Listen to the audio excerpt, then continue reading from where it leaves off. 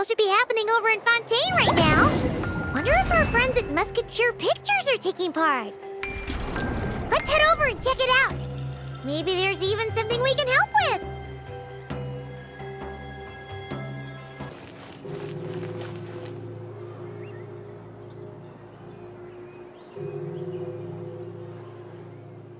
See? Told you they'd be here. Xavier! Oh, and Shiori and Furina too!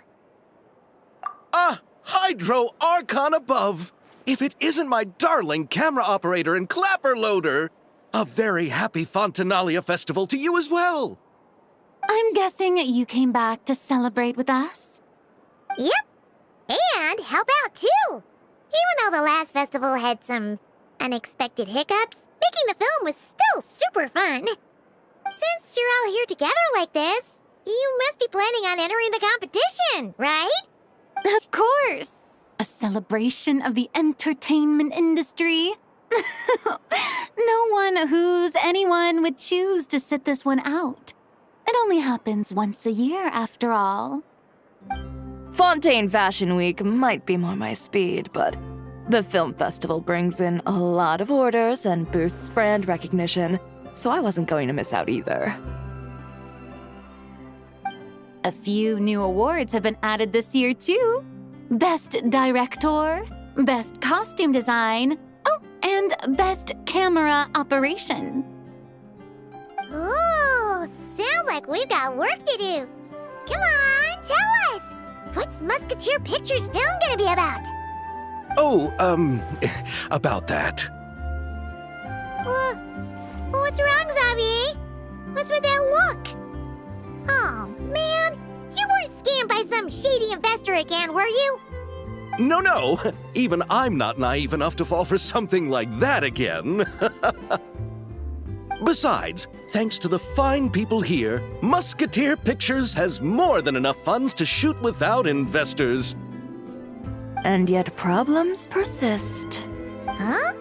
What do you mean? Well, we were planning to replicate our past success and shoot a film based on a popular novel. But as we were holding auditions for the female lead earlier today, a striking young mademoiselle wandered in by accident. Her disposition was simply ethereal. The look in her eyes somewhat melancholic. Oh, I wish you could have been there. The awe I felt can scarcely be put to words. You had to be there, friend. No matter where she stood, it was as if her surroundings, even the air itself, turned into the perfect shot. Guess you found your lead actress, then? No, quite the opposite. My script is entirely unworthy of her. I fear it is. Nevertheless, I couldn't help but approach the mademoiselle to ask about her background and what brought her to Fontaine. What did she say? Sadly, she said her best friend was gone. After returning to her own homeland not too long ago, she decided to visit where her friend was from to remember them better. Oh, no wonder she looked sad. Yes, but that's when it struck me. Why not cast her as the lead in a film centered around her search for this old friend? Huh? You're gonna rewrite the whole script? But is there even enough time? Isn't the prep work super complicated? We might not finish. Think about the difficulties we faced with the two Musketeers. We had to start from scratch back then, too. I'd say we're ahead of the game this time. Guess so, but... Don't worry, Paimon. Shiori and I have evaluated the proposal, and we support Xavier's decision. I won't really need to start on the costumes until the cast is finalized, so it's not too much extra work for me. Oh, fair mademoiselles. How can I ever thank you? Finishing the script would be a start. You know, compared to a commercial popcorn flick, I do prefer the idea of shooting a more artistic film. One that leaves a profound and lingering impact in the hearts of the audience. I agree. True trendsetters are the people who dare to go against the grain. Well, leave it to Director Furina to have a vision. Honestly, though, the artistic passion of everyone at Musketeer Pictures is inspiring. Anyway, now that we've heard so much about this lead actress, Paimon's gotta know who it is!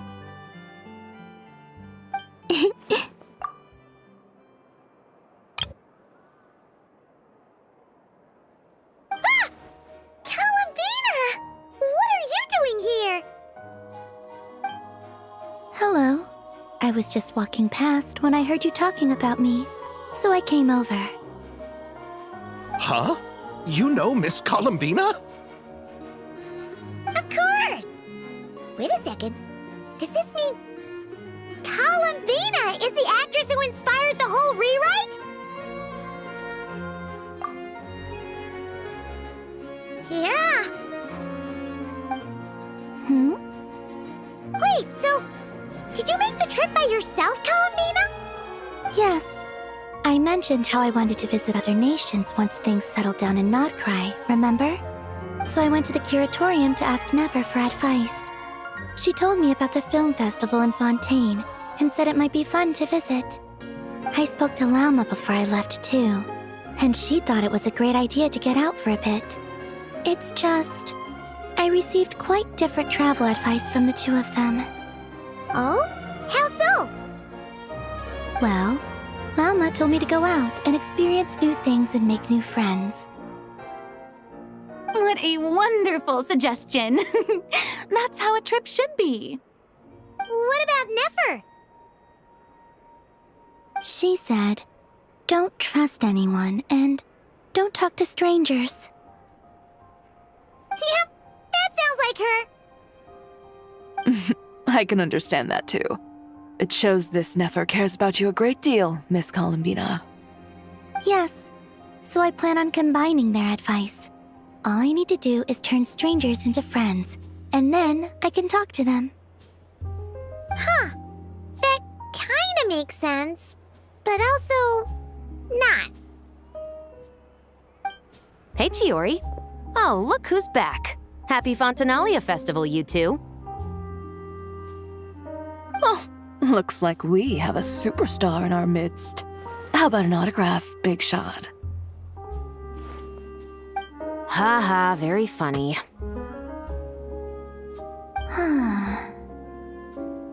All settled then? Yep, the Duke gave his blessing, and I cleared it with the Udex. During the festival, inmates with good behavior will get a chance to spend some time on the outside. Under the stringent supervision of the Special Patrol, of course. Wriothesley! It's been a while!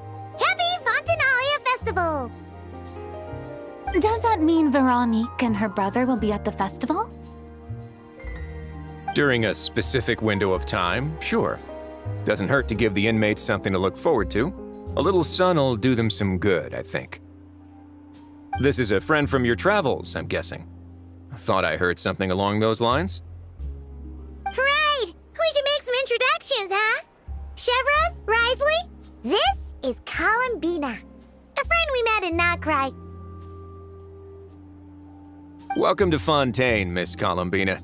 I bet the weather's been quite an adjustment. Yeah.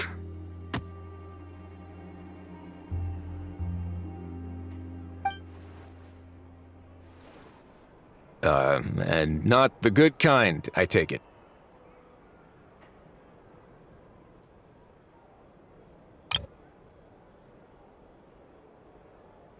No, I quite like it. It's a lot warmer than Nodcry. Then what was the punch for? Oh, should I not have done that? The flowers that bloom here are so vibrant, and the people are so kind. I just wanted to become friends as fast as possible. Ah, so that was meant as a gesture of friendship. Is that right, Miss Columbina? Mm-hmm. Isn't that what friends do? Right. Might have been a bit premature in this instance, though. Your friend here is quite the character. Good thing we said something. You weren't seriously gonna go around punching every single person in Fontaine, were you? No, just the ones I wanted to be friends with.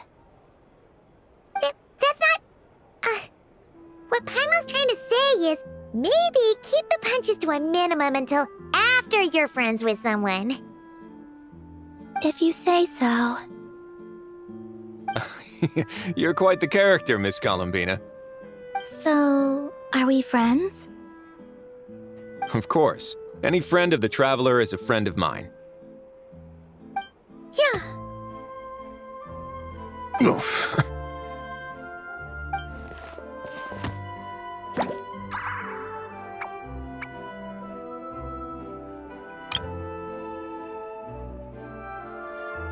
When it comes to friends, you sure know how to pick 'em. So Miss Columbina is the lead actress I've been hearing so much about. The whole thing about her aura is starting to make more sense. You gonna be part of the film this time too, Shivers? That was the plan. But now that Mr. Xavier has changed the direction, I don't think I'm in quite as many scenes. It's all for the best, though. A different crew asked me to help consult on some of their musket work. Oh, sounds like our trusty musketeer is as popular as ever. I'm just going where I'm needed. I'm more than willing to help with whatever this production needs as well. Ah, well, speaking of, would you happen to know if there are scenic locations around the court of Fontaine that other crews haven't booked? The festival's pretty popular this year, so there's not a lot left. You might just have to talk it over with the other productions and see if they'll let you squeeze in here and there. I see. Having trouble finding a filming location? Yes, we made a last-minute decision to go down a different route, so the indoor locations we reserved are no longer a good fit. And it looks like all of the best outdoor spots have been taken. You know, I might know a place. Good views, good atmosphere, and no production team has snatched it up. That sounds perfect! Where is it? You want me to reveal it just like that? Come on, let it be a surprise. As much as that sounds riveting, I think we should divide and conquer. You go do that, and Director Furina and I will take Miss Columbina around the city to discuss lighting and styling. Is that all right with you, Miss Columbina? Traveler? Yeah, everyone here is our friend. So don't worry about a thing and just focus on enjoying your trip. Okay. All right, then the Traveler and I will go check out this potential filming location. It might even give me some inspiration for the new script. I'll leave this to the Duke then. Until later, everyone. Maybe we'll run into each other on set. Okay then. Lead the way, Wriothesley. Paimon's not built for suspense. Let's get this show on the road. Who said anything about roads? Huh?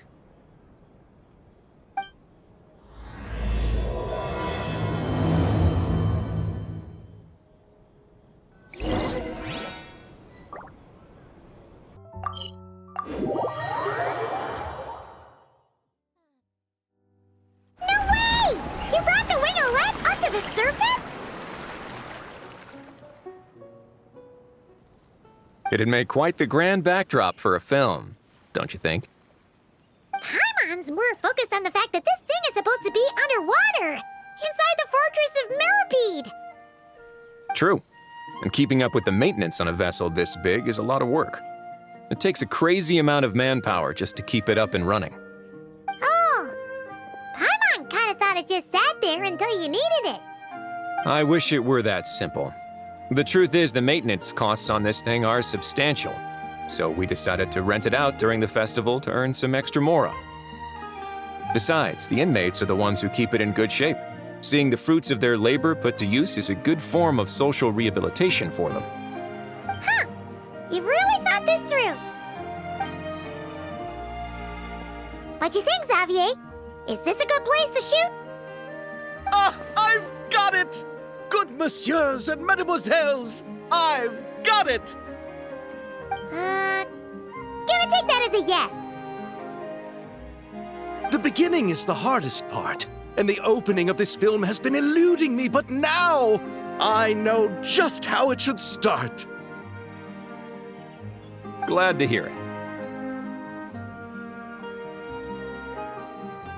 Thanks for bringing us here, Wriothesley. Don't thank me just yet. This isn't quite a done deal. Huh? Not a done deal as in someone already rented it out? You said no other production teams had snatched it up! This person isn't affiliated with a production team. The rental fee was high enough to scare off plenty of other film crews, but she didn't blink. Made quite the generous offer, and didn't even attempt to haggle. Do you know what she plans to use it for? I'd like to at least have a rough idea before going in to negotiate. I didn't ask for the details, but I did see what looked like a fishing permit and a business license on her desk. My guess is she's planning on using it for some kind of restaurant or aquarium. A floating restaurant is sure to attract people, but an aquarium sounds cool too. The views from the ship make it a great spot for a date. The winglet might not be under my command right now, but it's always nice to see her admired. A film is sure to drum up some good publicity as well. I do hope we can work something out with the current captain. Well, guess we should head over and talk things out then. Best of luck.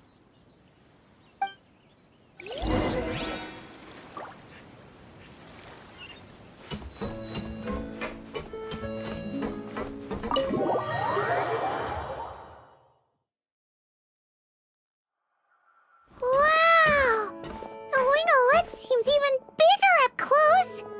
The rooms are so spacious. Wonder who rented it out. Hello? Anyone there? Perhaps the captain had business to attend to elsewhere. But why rent such a massive boat just to have it sit here without even leaving so much as a note? Let's try again. Anyone there? Hello? Seriously? Right now? What is it gonna take to get some decent sleep around here? Is a nap too much to ask for? Sorry, the aquarium's closed for the... Huh?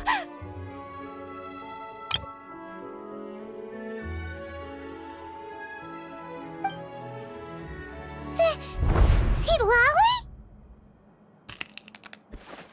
Traveler! Paimon! Hold on.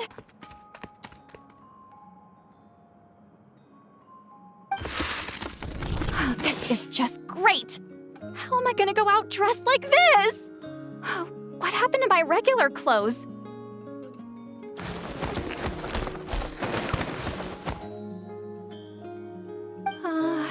The wash! I put them in the wash after I drank too much and fell into the fountain. Oh, this can't be happening! Am I seriously gonna go out like this? Think we might have caught her at a bad time.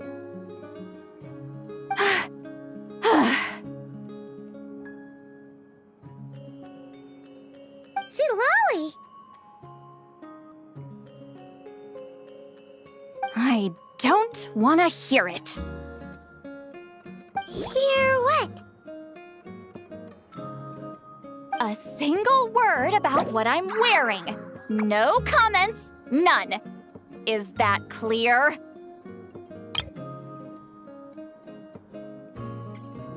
Oh, yep. Crystal. Huh? You think so? No, wait, I told you not to say anything! What was...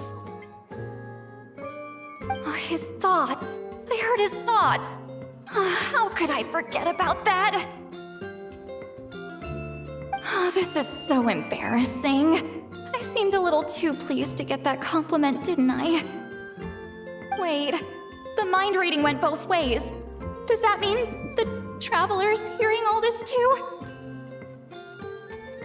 You clearly did! Huh? What did we do?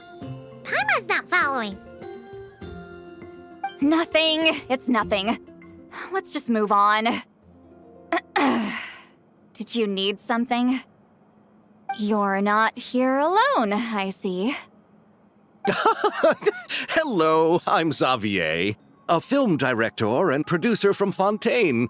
I meant to introduce myself sooner, I just didn't want to, interrupt. No wonder we ran into each other in Fontaine of all places. You must also be in town for the festival then. That's right. We're helping Xavier with his film. In fact, we were hoping to shoot some scenes on this boat. You're the one who rented it out, right, citlali? Me? Rent a boat? I wish I had that kind of spare cash floating around. Not to mention the spare time. Don't get the wrong idea, though. I'm not here to sail off into the sunset and live out some cushy retirement life, okay? I'm not that old. Then why you dress like... how did you end up staying aboard the wingolette? Well, I heard one of my favorite light novels was getting turned into a film, so I came to Fontaine to catch the premiere. Originally, I booked a room near the Opera Epiclese, but I'm quite particular about where I sleep these days. I think it's an age thing. And that bed? I just couldn't sleep in it. I tried to find a different hotel, but with the festival, everything was completely booked. Just as I was worried I'd have to sleep under a bridge or something, I happened to spot a help wanted sign on the side of the road.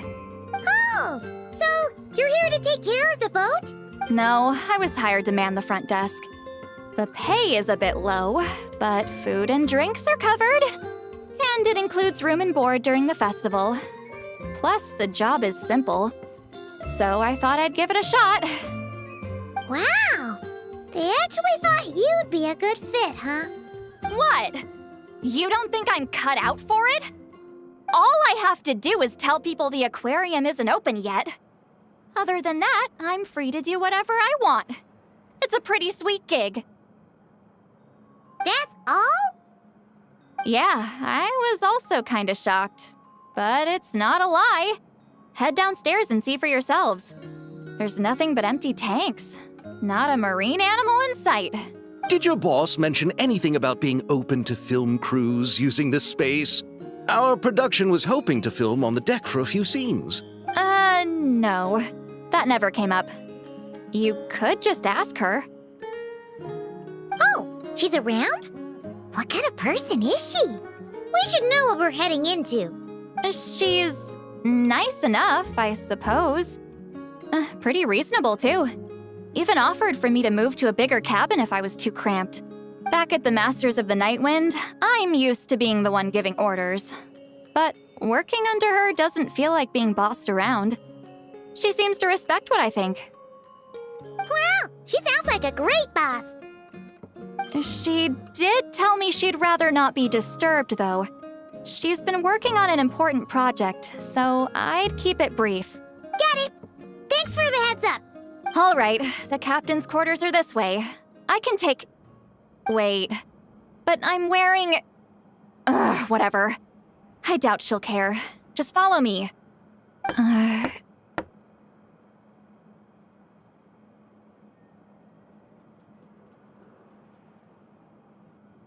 Miss Guillotin? These visitors were hoping to ask you about something.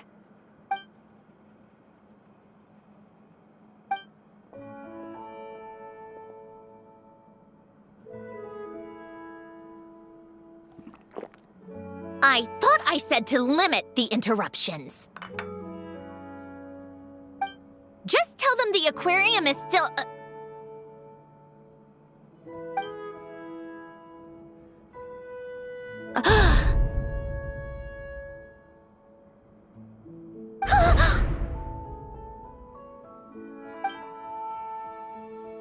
Sandrone? You're here! Huh? You know each other? Are you okay, Sandrone? Do you still remember us? Everyone was so upset after what happened. We all missed you so much.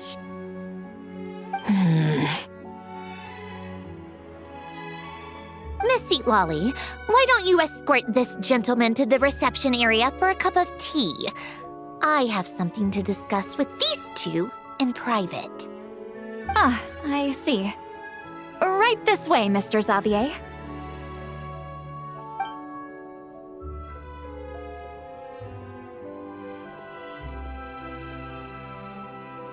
Sandrone? I really can't go anywhere without running into you two, can I? Are you okay? During the battle, your core... It was... Destroyed by that bastard Dottore. That's right. But as you can see, I'm fine now. No major issues. Or at least, there shouldn't be. Oh, what a relief! Oh, why didn't you tell us sooner? Or come back to see your friends? Now that I have the chance, I just want to say... Thank you for saving me. Huh? Don't get the wrong idea. I only saved you so we could complete that formula and defeat Dottore once and for all. Even if he did crawl back from the grave to make us all miserable again. That doesn't matter. You're still a hero. All right. But it wasn't just me. All I did was lend my brilliant mind to the cause and take care of one part of the plan. Although, I'm not denying it would have fallen apart without me. You got that right. You're amazing. But how did you go from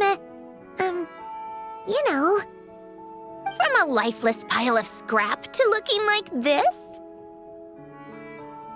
Well, my mom was trying to put it a bit more gently, but yeah. Where do I even start?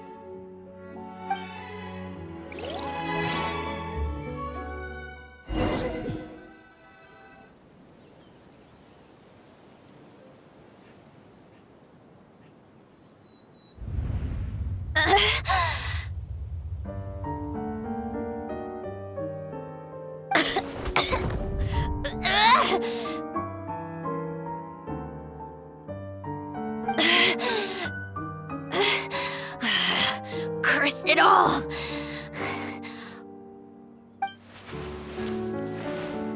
Where am I?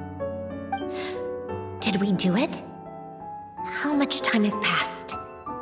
I'm not in one of that lunatic's experimental labs, am I? Wait, Fontinian decor.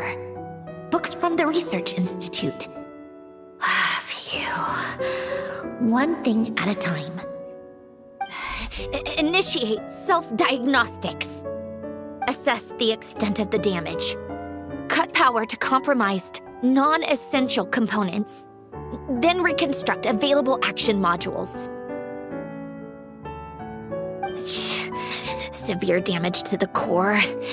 Dottore, you bastard.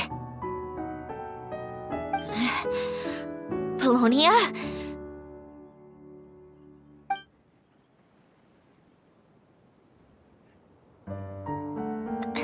Polonia, wake up!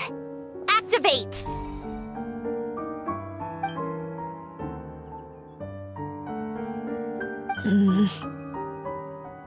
You're in even worse shape than me. Internal gears and energy circuits are barely intact.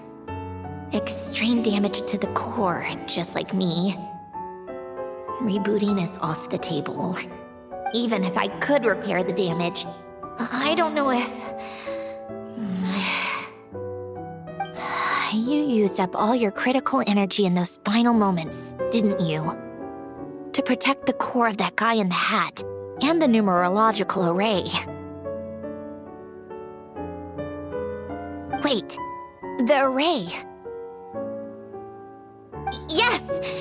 The prototype is still here.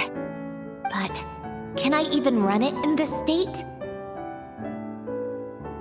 Whatever. I have to try. I just need to confirm one thing. Activate the numerological array. Connect the computing core to my body.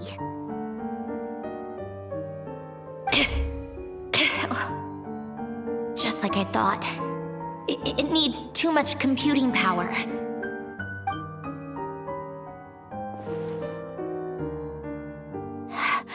Cut off power supply to all functions except the thinking module. Please. I just need to ask one question. Initiate query regarding the 3 moon sisters. How many living moon goddesses are there in possession of the Trilunar Authority?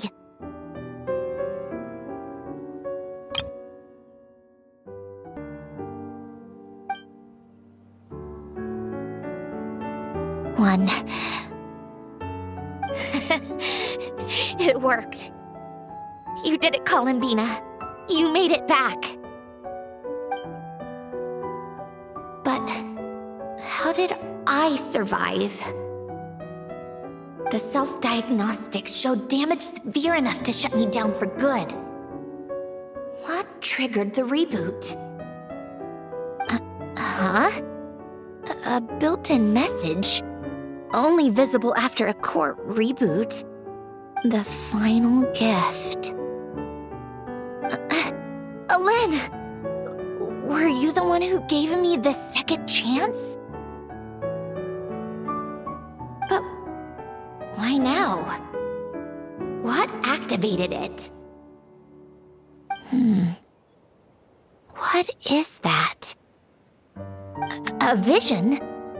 Wait, no. It's a stellar linchpin?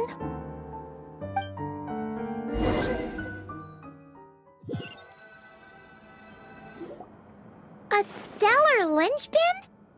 What's that? You can think of it as a rare kind of vision.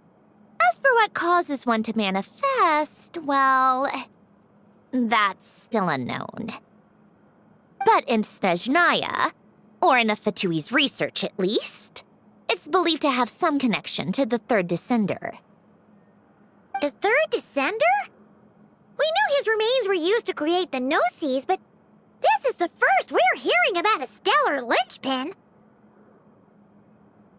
You knew about the remains? Right, of course. Look who I'm talking to. Yes, the heavenly principles used the remains of the third descender to create the 7 Gnosis as a means to consolidate the archon system. Visions result from that same system, so extrapolating from there, it's clear that the manifestation of a vision is also, to some extent, related to the third descender. Still following? For those that wield them, visions serve as a means to channel elemental power. The same is true of stellar linchpins. The difference is that, when wielding elemental energy, stellar linchpin users often exhibit a unique kind of power that seems to come from beyond to that. It's believed that, when a stellar linchpin manifests, impurities from the remains of the third descender get fixed in place. Hence, the name. That's also believed to be the source of the strange power I just mentioned.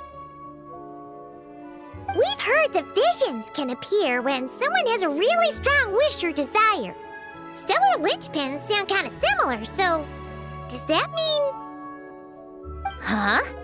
Oh, don't look at me like that. I've never had any grand wishes or aspirations. Just a list of things that drive me up the wall. So if you're asking why this thing appeared, I have no clue. All I know is that without it, the gift Alen left me, this built-in second chance, never would have triggered. The damage to my core was too severe. But thanks to the stellar linchpin's manifestation, it did trigger. And after my core rebooted, I was able to repair the damage to my body. I also managed to import the numerological array, along with some of Polonia's surviving algorithms, into this form. Wait, does that mean Polonia is... Yes. Unfortunately, Polonia is... beyond repair. Oh, we're so sorry to hear that. But you also mentioned something about a final gift? Yes. Alen often spoke to me about wishes and desires when he was alive. I suppose he thought there might come a day when I wished for something, and was willing to sacrifice my own life to fulfill it. So he left me a chance to start over. No, never. Alen once said I was his proudest masterpiece. That might sound boastful coming from me, but it's also an undeniable fact. After Alen died, I started studying how Polonia and I worked. Polonia is essentially a computational machine, so it wasn't difficult to figure out the mechanical principles there. But when it came to my own structure, that's when Alen, the Lord Artificer's true greatness, struck me once again. I attempted to imitate it when I created Catherine, but in the end, she turned out to be nothing more than a superficial replica. What? But his creation skill, Catherine, is super impressive. We were shocked when we first found out she was a puppet. No, she's nothing compared to what Alen was able to create. Some of the mechanical principles of my own core are still a complete mystery to me. Keeping that gift hidden wasn't even a challenge for him. Just a shame I had to waste it on fighting Dottore. I just couldn't stand the thought of him coming out on top. If you put it that way, the world owes me a whole lot then, doesn't it? Wait, but all this still doesn't explain what you're doing here. Wriothesley said you rented the ship and even had some kind of fishing permit? That's because I'm trying to go back to the place Alen and I lived when he was alive. My former home, I suppose you could say. The second chance wasn't the only part of the gift. According to the message, Alen left me a few other things that are stored in the house we shared together.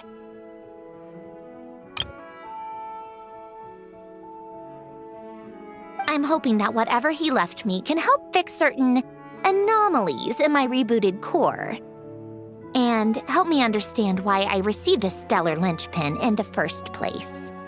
Okay, so go back then. What does that have to do with fishing? And to think I'm talking to the saviors of Fontaine. Did you forget that the water levels have been rising for centuries?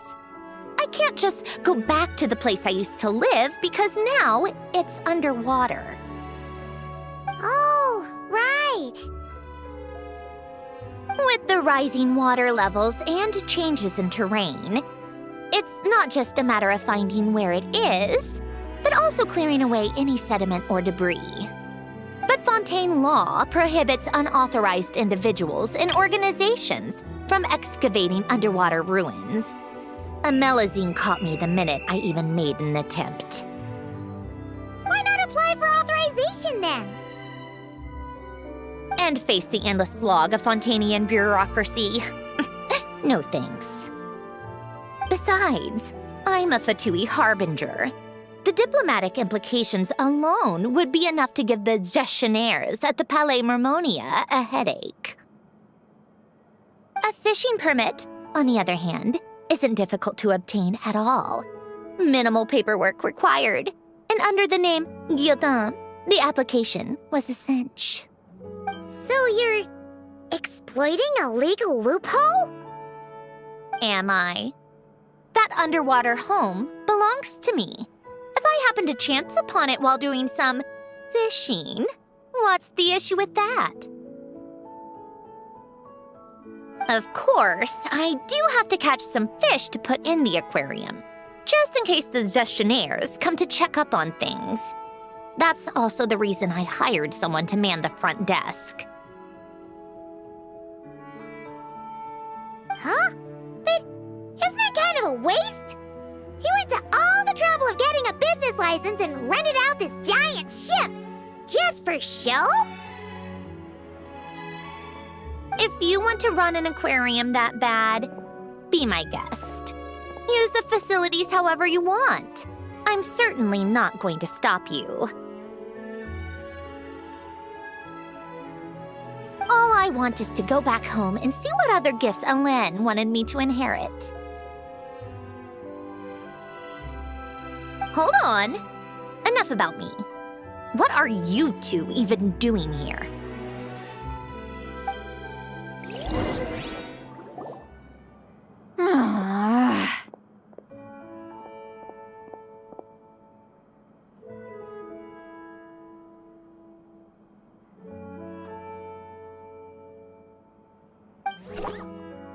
Seriously?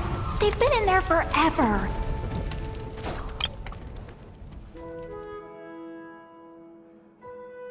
The reaction when they saw each other was strange, to say the least.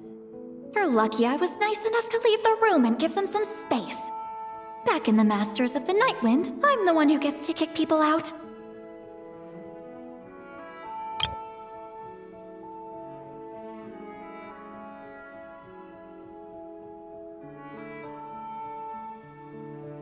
I just want to know what they're talking about. Should I cast a little eavesdropping spell? Oh, no, what am I thinking? I'm Granny Eastley, the great shaman of the Masters of the Nightwind. I can't do something like that. This is just ridiculous. Making me wait out here for so long? Where's their respect for their elders? Oh, here they are. Were you back there arguing or something? What took you so long? The two of you are already acquainted with Miss Guillotin, then? Oh, yep. But don't worry, we got everything sorted. Sandrone agreed to let us shoot on the ship, but it has to be when she's not here. When she's not here? That's right.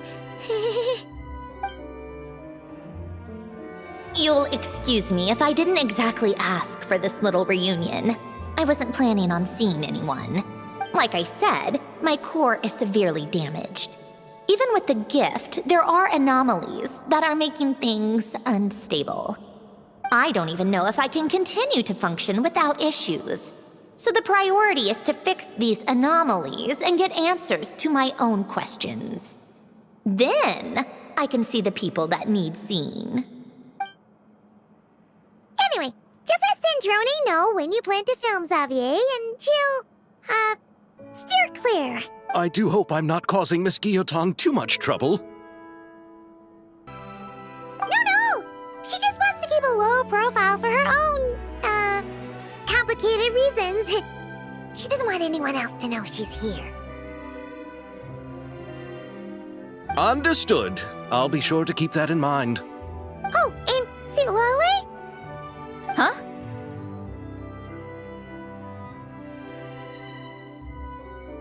You mean Miss Guillotin?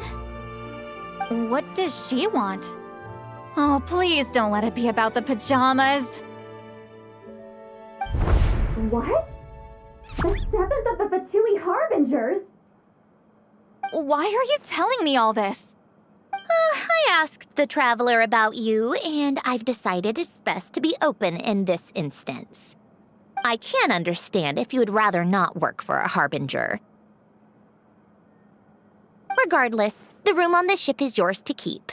You're an acquaintance of the Traveler, and I plan to honor that. Wait, she's actually nice? It's not a problem. The captain also worked for the VIII, and he helped Natlan a great deal. We know that there are good people among your ranks. Besides, I've been around long enough to know what it means to earn one's keep. This isn't Natlan, and I don't expect special treatment. Besides, sitting at a desk isn't exactly back-breaking work. I appreciate that perspective, great shaman. Citlali. Just call me Citlali. That title makes me sound so... old. Well, citlali, the traveler and I are looking for something, so we'll be heading underwater together soon. I'll leave the ship in your care while we're gone. Together? How often? Not too often.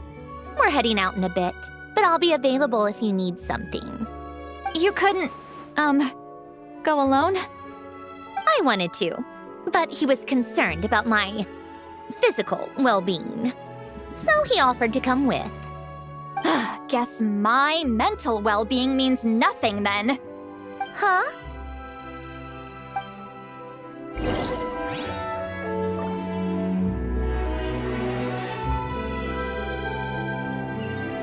Fulfill our pact! Miss Guillotin is so generous. We talked it over, and she agreed to let our crew come over and do some test shots while you two are out.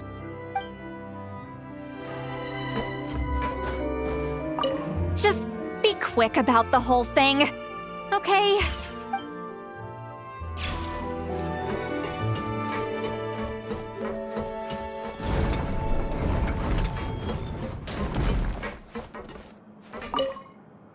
All right.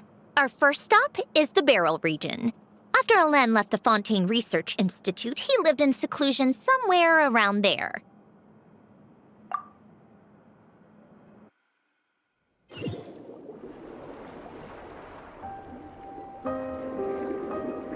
Huh. This place has changed a lot. Guess I really have been gone for a long... Let's look around and see what we can learn. Oh, and don't forget to catch a few to take back. We need to keep up appearances, remember?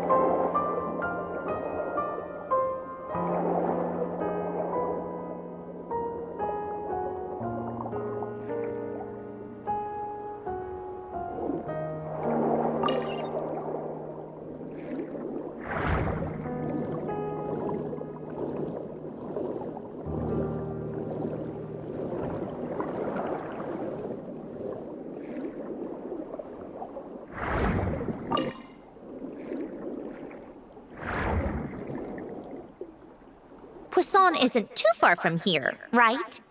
It's all a bit nostalgic, I guess. Back when I lived here, all this was still above water. All right, I have a general understanding of the terrain changes and sediment accumulation. We can stop here for now.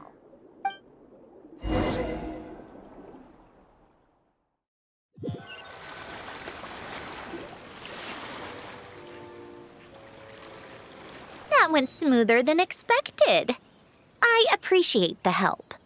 No problem. You doing okay though, Sandrone?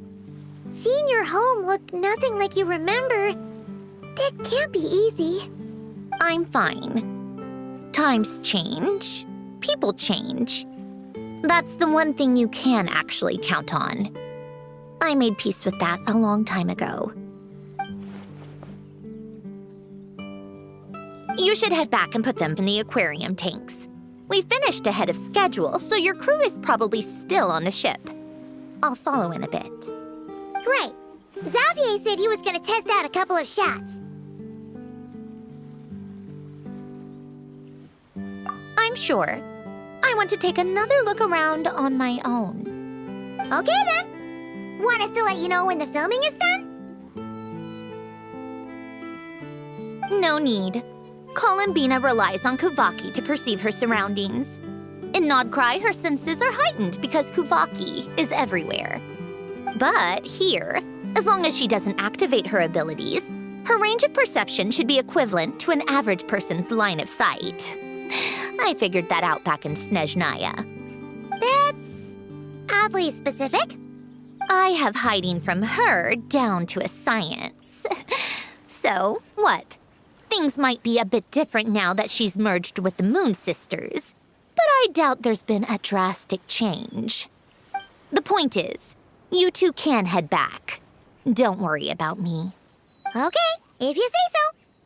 Come find us on the ship if you need anything.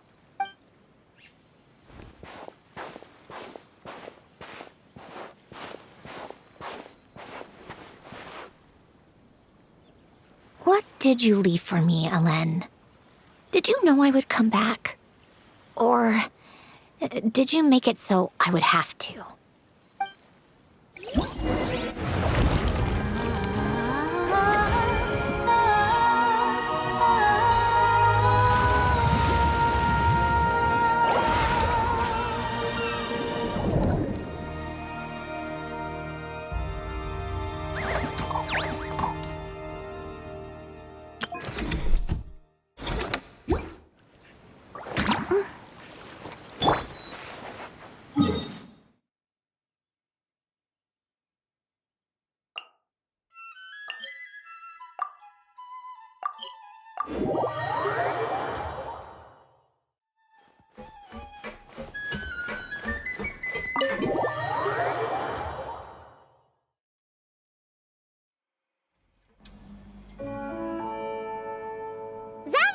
We're back!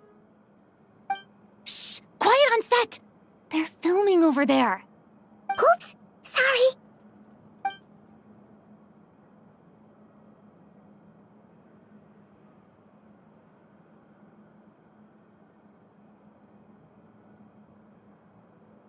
What's your take, Detective? Bullet wound to the chest.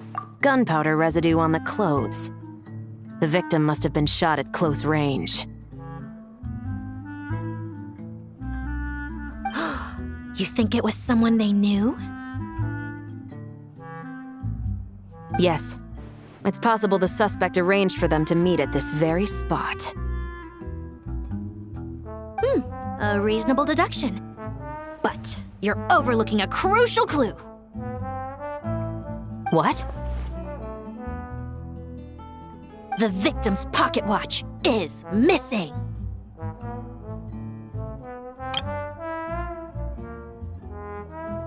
And cut!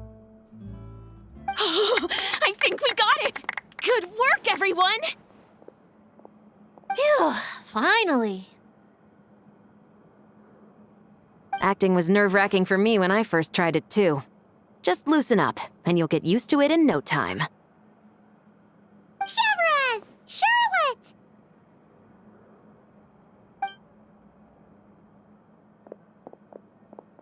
Oh, hello there, you two! You're filming here too? Oh, so Charlotte's crew must have been the one that asked you to help out, huh, Chevres? Yep. They heard about a potential filming location and wanted to come check it out. But when we got here, your crew had already beaten us to it. Luckily, Xavier and our director, Lapine Pauline, go way back. In the end, we agreed to just share each other's filming locations. Considering all the last-minute changes, that's just what Musketeer Pictures needed. For sure! Based off the scene just now, you must be the star of the film, Charlotte! You bet! This detective costume really suits me, don't you think? Oh, for sure. You're already right at home lurking in the shadows taking pictures of this and that. Add a notepad and you're practically method. Thanks, Miss Chiori. I appreciate the compliment.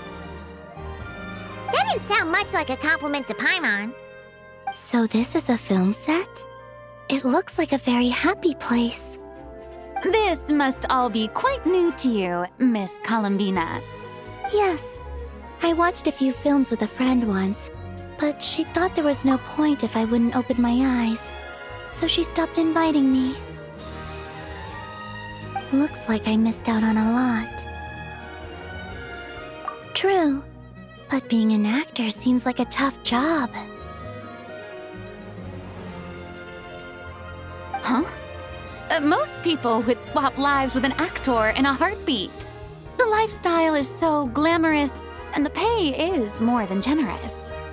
But they have to act out lives that aren't their own, with the whole world watching on in judgment. If they don't do it justice, it must feel like they're letting people down. That's exactly how it feels. This young lady has quite the unique perspective. Well, that's true. But these actors are here because they want to be and they think it's fun. Most of them, at least. Not to mention, the film we're shooting is based entirely on you, Miss Columbina. You just need to be true to yourself.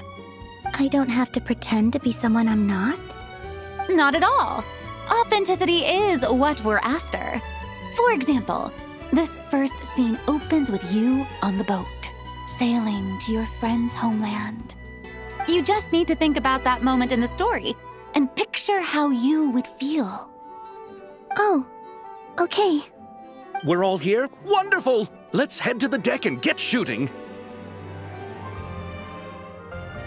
Oh, and this is for you, dear Paimon, your clapperboard. Whoa! Is this the same one Paimon used for the Two Musketeers? The very same. I saved it just for you. Thanks, Xavier! Feels like being reunited with an old friend. Of course! That said, I have a different job in mind for you this time, traveler. Our film is focusing on a single protagonist, so conveying the subtle changes in her state of mind is of the utmost importance. In addition to the actor's own performance, another way we can convey that is through lighting. Huh? But there's already a lighting specialist, isn't there? Yes, but it's clear the traveler and Miss Columbina share a deep bond. You might have a better chance of understanding her frame of mind in certain scenes. Oh, that makes sense. So, what do you say? Willing to take on the role of lighting specialist? It's settled! I leave the job of translating our leading lady's inner thoughts in your capable hands.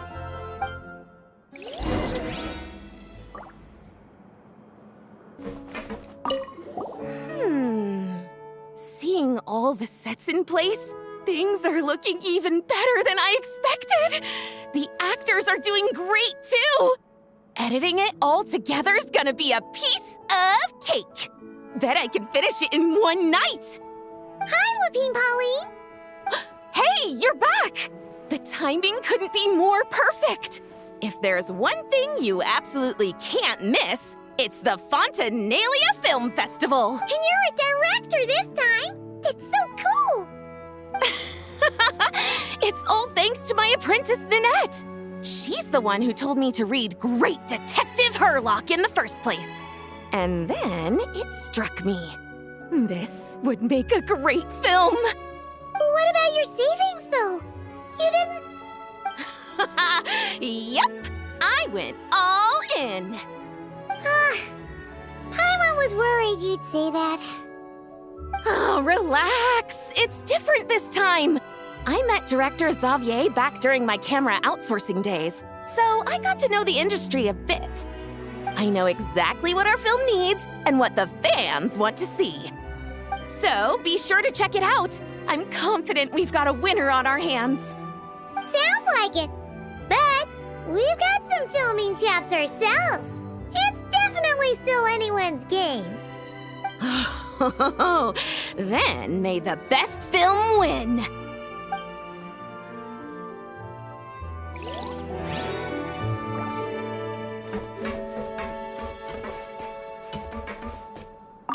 Oh, I didn't expect to run into you two on set. Happy Fontinalia Festival. Nice acting back there, Charlotte. Thanks. I'm, usually the one behind the camera. so it's actually pretty nerve-wracking being the center of all that attention. But I've known Miss Lapine Pauline for quite some time, so we work really well together. Miss Lapine Pauline prefers to assign roles based on our own personalities. She'll even adjust the script to make it a better fit. The scene from earlier was just me and Chevres, but Navia and Emily are also going to be taking part. Ooh, that's quite the lineup. Your film's leading lady also seems like quite the score. Just on first impressions alone, it's clear she's someone special. Guess we'll just have to wait and see who wins Best Picture and gets to go home with the Furina Award.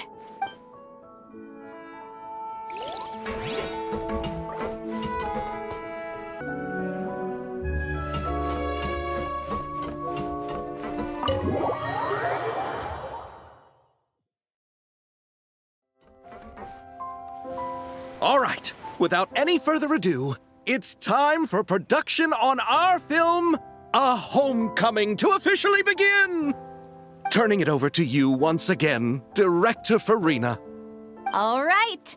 Positions, everyone! Camera operator, clapper loader, get set up. Let me know when lighting is good to go.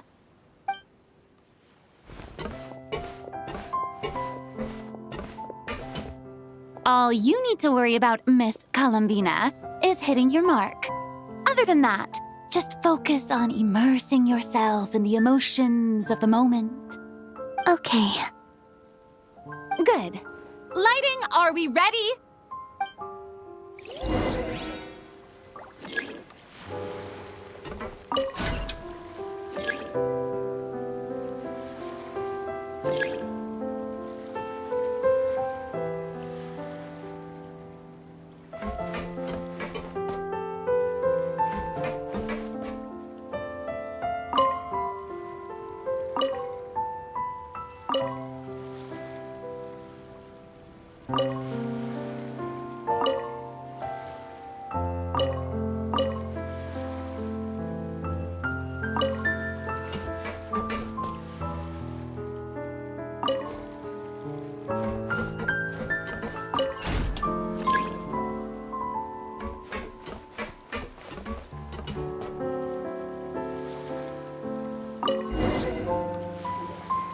Ready. All right, quiet on set. 3, 2, 1, action! This is her homeland.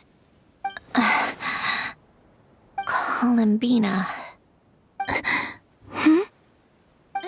Cut!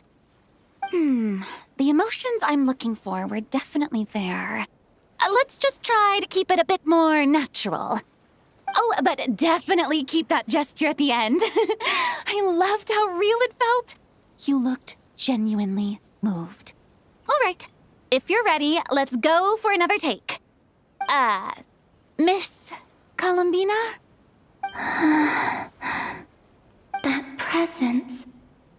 It kind of felt like... Sandrone?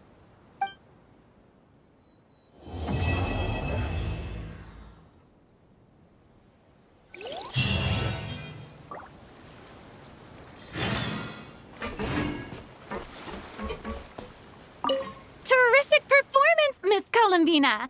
Truly excellent work. Thank you, Director Furina. You really don't mind me not taking off my eye mask? Not at all.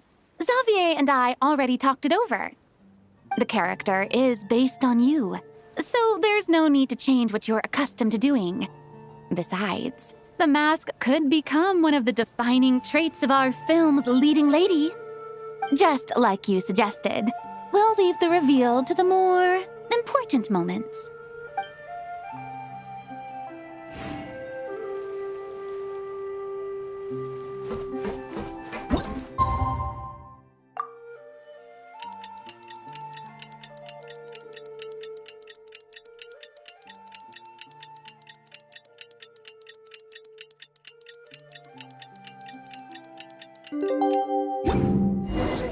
Sandrone said that if everything goes smoothly, we should be able to pinpoint the exact location of her home today.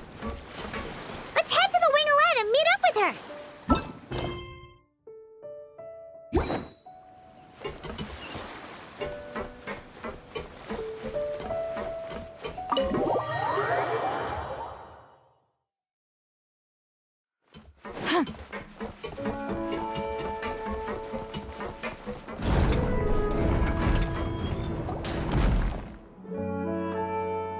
you're here.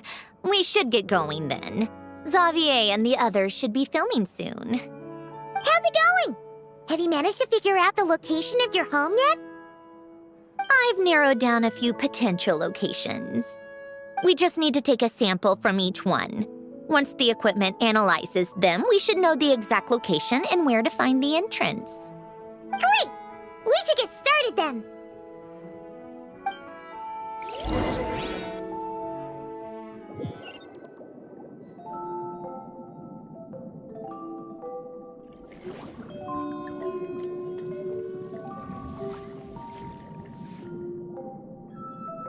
All right, let's get a move on. That should do it. Let's head back. The filming should be just about done. We made good time. We might even know the location by the end of the day. You sound pretty happy about that. Do I? I suppose I've just had enough of these anomalies I've been dealing with. The sooner I can fix them, the better. Anyway, enough chit-chat. We have work to do. Oh, but let's head in through the side door. I don't want to run into the crew on the deck.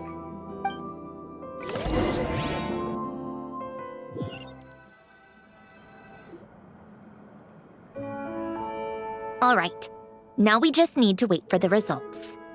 Since we have some time to kill, I suppose I might as well see how this aquarium of yours is coming along. You seemed quite enthusiastic about it, after all. It's really coming together!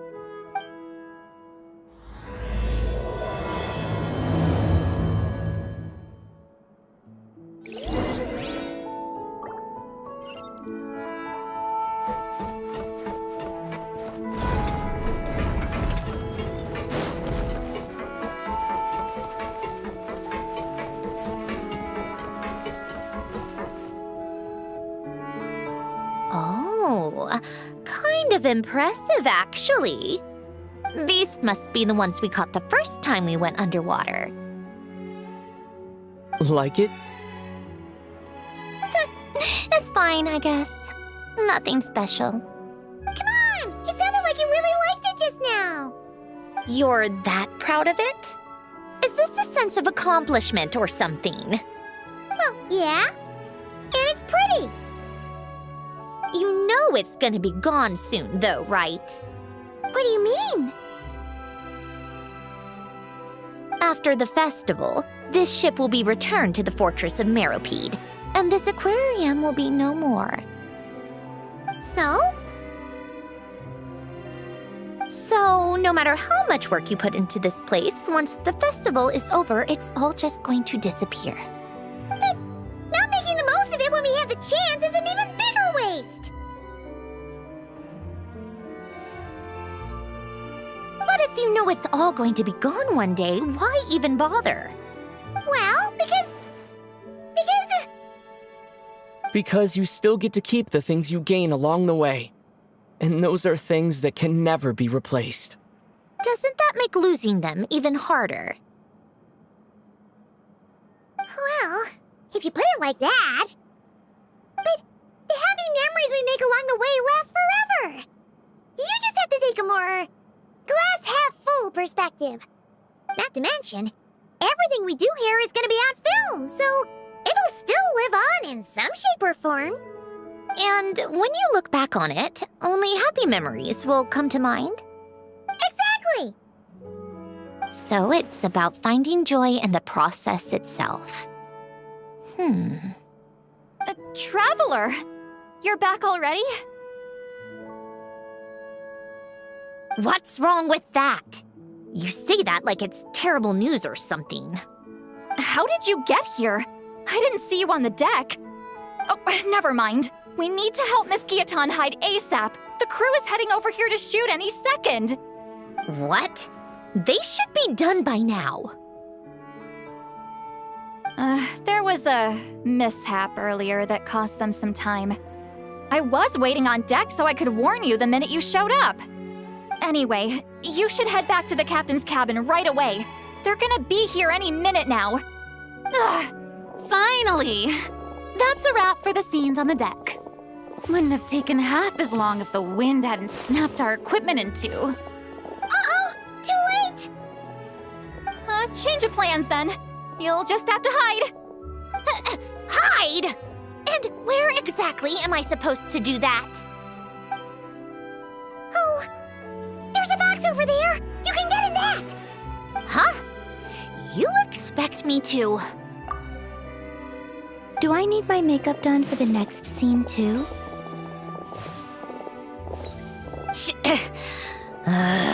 For the love of... Let me see. Maybe just a quick touch-up. Huh? Traveler and Paimon? What are you doing here? I thought you took the day off to take care of something. Huh? Oh, well, it didn't take as long as we were expecting, so we came back early. What about you guys? You're still not done shooting for the day? No. We ran into an issue that, set us back. It meant Miss Charlotte's crew wasn't able to wrap either. We both still have scenes to shoot in this aquarium. Oh, that's not ideal. For several reasons. Let us help then. The sooner we wrap, the sooner everyone can get some rest. All right. Thanks, you two. Miss Charlotte's crew can go first then. If I'm not mistaken, you still have a night shoot later. Thanks, Director Furina! Of course. Fellow artists should help each other out where we can. Agreed. Well then, camera, lights, get set up. Actors, give your lines a quick once-over. Let's try to get this in one take.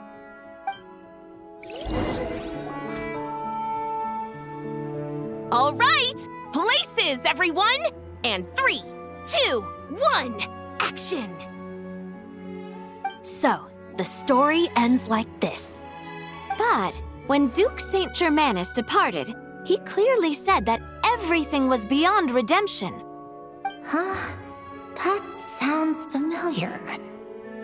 Wait, it's from that novel I came across while researching the numerological array. He's only a genius when it comes to mechanics.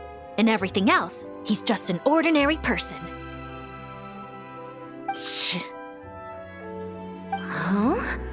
What was that noise? Whatever, I'll just fix it in post. Mr. Koba, please don't speak as if I were the accomplice. Not so hard. This box isn't sturdy enough for that. This is why I keep saying, don't put too much trust in Clockwork Mecha. Unlike humans, machines don't have a heart.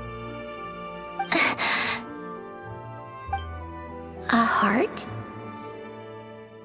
That's right. It's what's on the inside. It's also referred to as someone's soul, or likened to free will. You can think of it as a person's core, what makes them unique. In general, though, people don't believe machines are capable of having a soul. You said my emotion module was faultless. It is, but that's not quite the same thing. Do you think I have one then? A heart? I don't think so. I know so. The question is, do you recognize it within yourself? That's where you're wrong. I can't believe this. Forcing me to hide in a box and listen to this drivel. Me. In the end, clocks tick through tranquil years. Fish swim in crystalline springs. No matter how grand a dream is, it will fade away like this. Forlorn, wordless, silent. And cut! That was a long one. What did you think? If she makes them do another take, I'm going to flip a lid. And not just the one to this box. Oh, there were some weird audio things going on, but acting-wise, it was great! It's a keeper! Perfect! That means... I can get out of this box. It's our turn. Camera operator, set up for the next scene.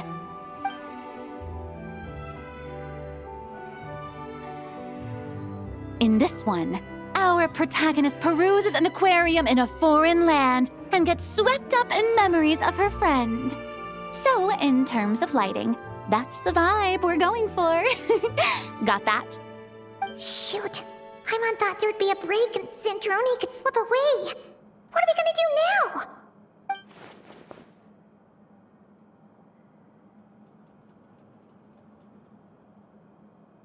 Break a leg!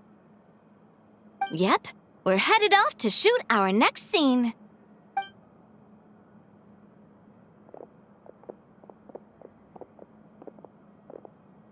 All right, quiet on set.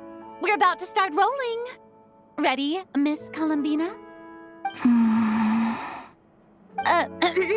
Miss Columbina? I think she would like this. Quick, we should roll on this. It doesn't forage with the others or prey upon its smaller kin. Instead, it remains where it is, cradled in the coral's quiet beauty, as though the raging cyclones above are of no consequence. And yet, she still stood before the cyclone in the end. So I think that story has it wrong. She is no different than us. She has a heart. Columbina.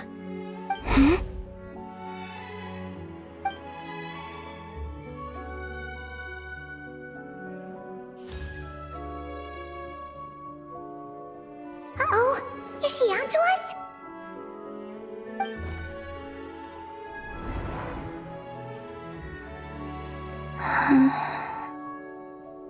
What is she doing? Cut! You okay, Columbina?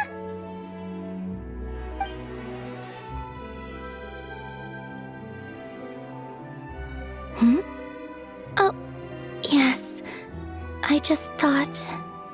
Why don't we take a short break? It's been a long day of shooting so far. That last take was beautifully organic, though. We can use it as is. No need to go again. Thanks, Director Furina. But I'm fine to continue. You're sure? In that case, let's shoot some quick B-roll. Then we can move to our next outdoor scene.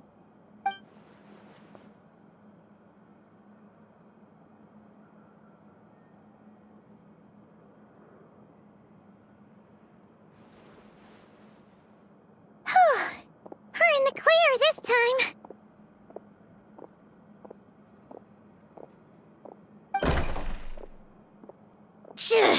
Ugh! Absolutely suffocating. You okay, Sandrone? Right as rain. Come on, let's go check the test results. It's time for me to go home.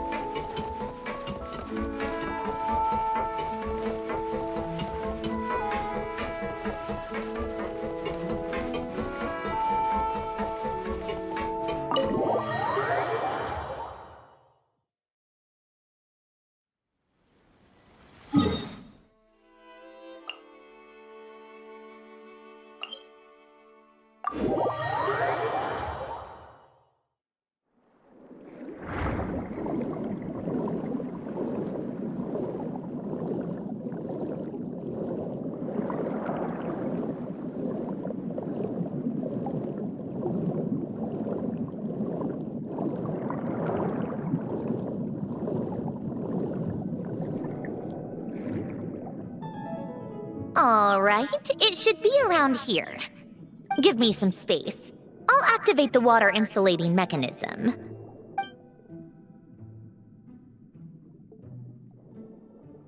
The what? Alen, much like Renee, had long predicted that the water levels in Fontaine would rise. Thanks to his expertise in mechanics, he was able to implement a few simple measures to protect our home from flooding. I told him there was no need, that I would just move when the water rose too high. But it would seem he knew a day like this would come.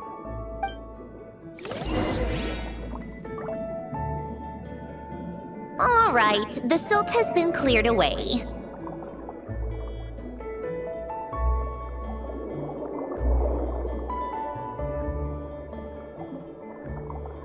Go activate the mechanism for the first sluice gate. That will fill the empty middle chamber with water.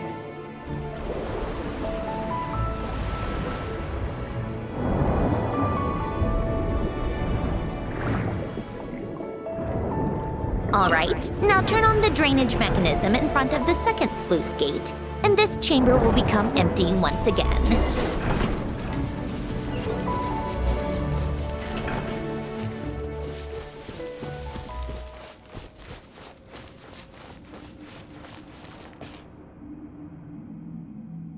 So, this is where you used to live?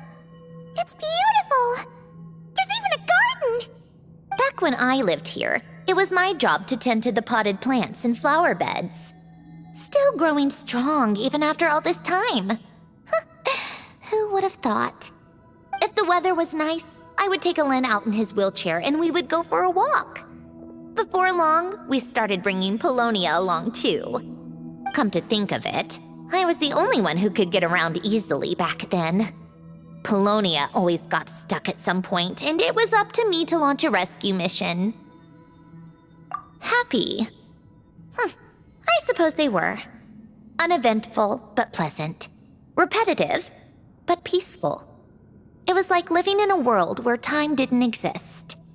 Of course, that was all just an illusion. Death still awaits all of us at the end. Oh. All right, enough standing around. Let's head inside.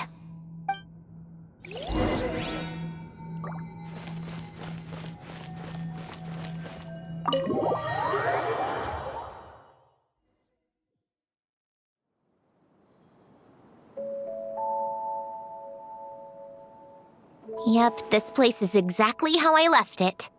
Nothing has changed. What is it? Huh? How did you get... Oh, Arlecchino gave it to you, didn't she? And you... read the whole thing. Just so you know, a lot of that was written a long time ago. At that very desk, to be exact. Anyway, since you've already read it, you should just hold on to it. I can always start a new one. Well, feel free to look around. I'm going to start looking for the gift Alen mentioned. Oh, but be careful with the stuff around here. I'm not saying you can't touch anything. Just try not to choke on the dust. Old notes.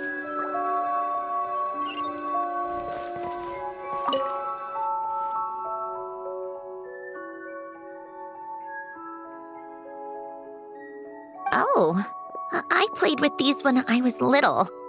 During the first few months after I was created, I mean. At first, Alen and I would play together, but it didn't take long for me to become unbeatable. So, Polonia and I played together instead. Yeah, these don't look like Paimon's kind of games. Logic and math puzzles? Those happen to be my specialty. It's been so long. What do you say? Should we play a few rounds? Let's go with this one. The gears on the left are stacked from largest to smallest. The goal is to move them to the other side in the fewest number of moves. Just remember, you can't stack a bigger gear on top of a smaller one. Need help? You seem stuck. This should go here, then this here, and done. Well, what did you think of the game? Well, these kinds kinds of puzzles aren't for everyone. I suppose my upbringing wasn't exactly conventional in that sense.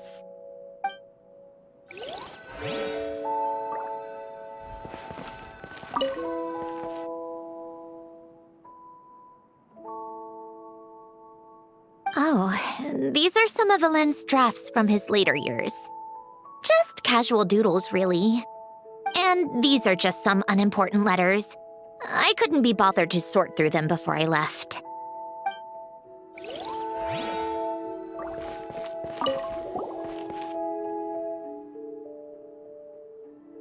Wait, the people in this picture look kind of familiar. Oh, this was taken when Alen and Renee were both still at the Fontaine Research Institute, before their falling out. In his later years, Alen would often sit by the fireplace and stare at this picture, wearing an expression somewhere between guilt and longing. He said he sometimes regretted not helping his friend when he needed it most, even if just to stop him.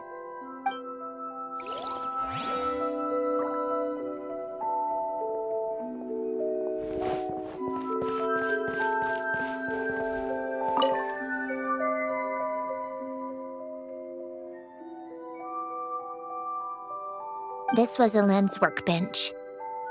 Later on, of course, it became mine. It's where both Polonia and I were brought to life. Before Alen was bedbound, this is where he would teach me about mechanics. I would sit and listen, chiming in with questions here and there. Later on, when he got too sick, I took over and would work on Polonia here.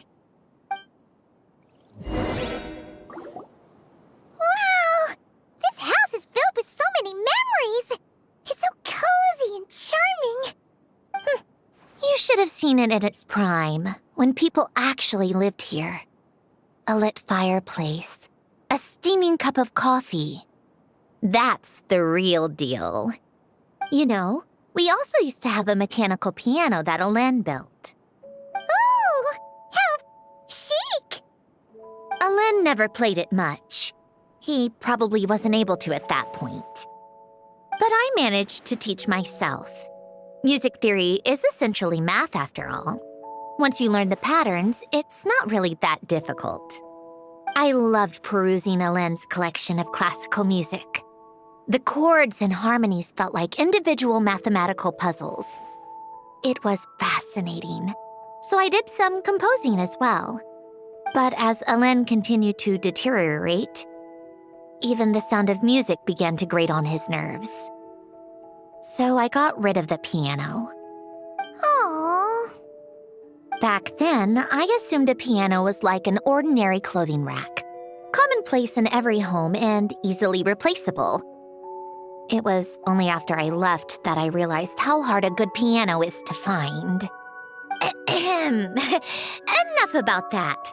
Alen's gift should be just in here. The only things undisturbed before I left were a few of his personal belongings.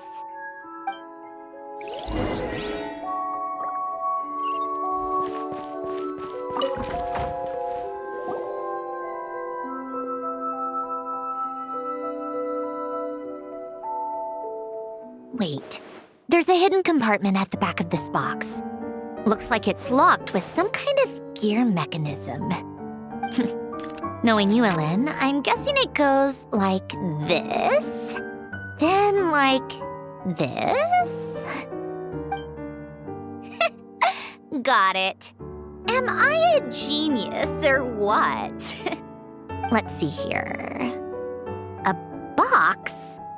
Well, you gonna open it?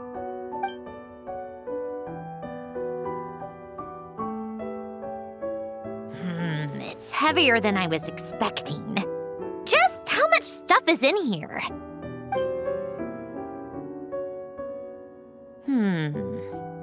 A letter? And a bunch of junk underneath it. None of it seems that important. Wait a second. This should be it. A cube? It's a multidimensional algorithmic core. Alen would use it to store information. Only Polonia and I have access. All right, I'll start looking into the core and the letter. Feel free to go through the rest of the stuff and see if there's anything useful.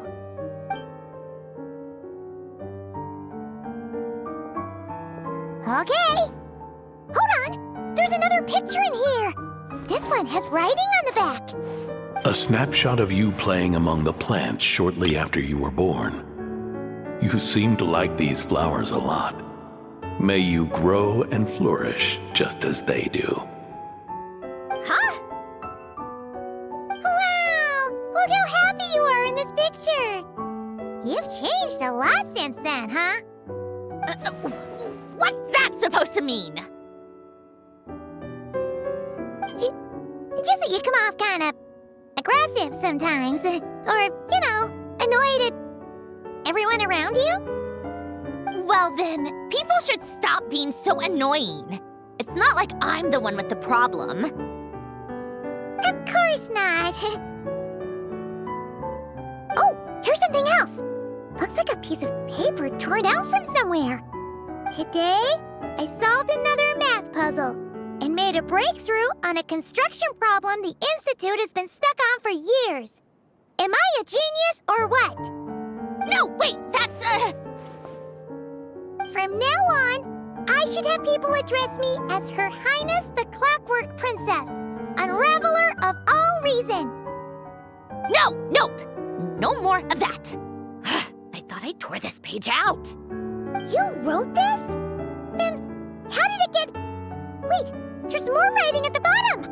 You seem to have developed a distaste for this particular entry, considering I found it in the trash. I'm sorry, but I could not help but hold on to it. Forgive me. Helen! Don't be embarrassed.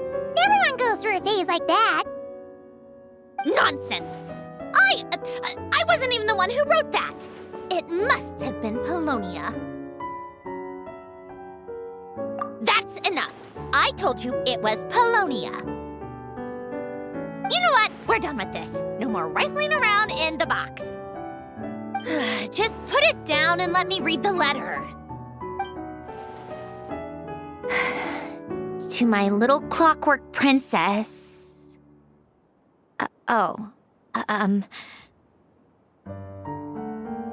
Not another word. Got that? If you're reading this,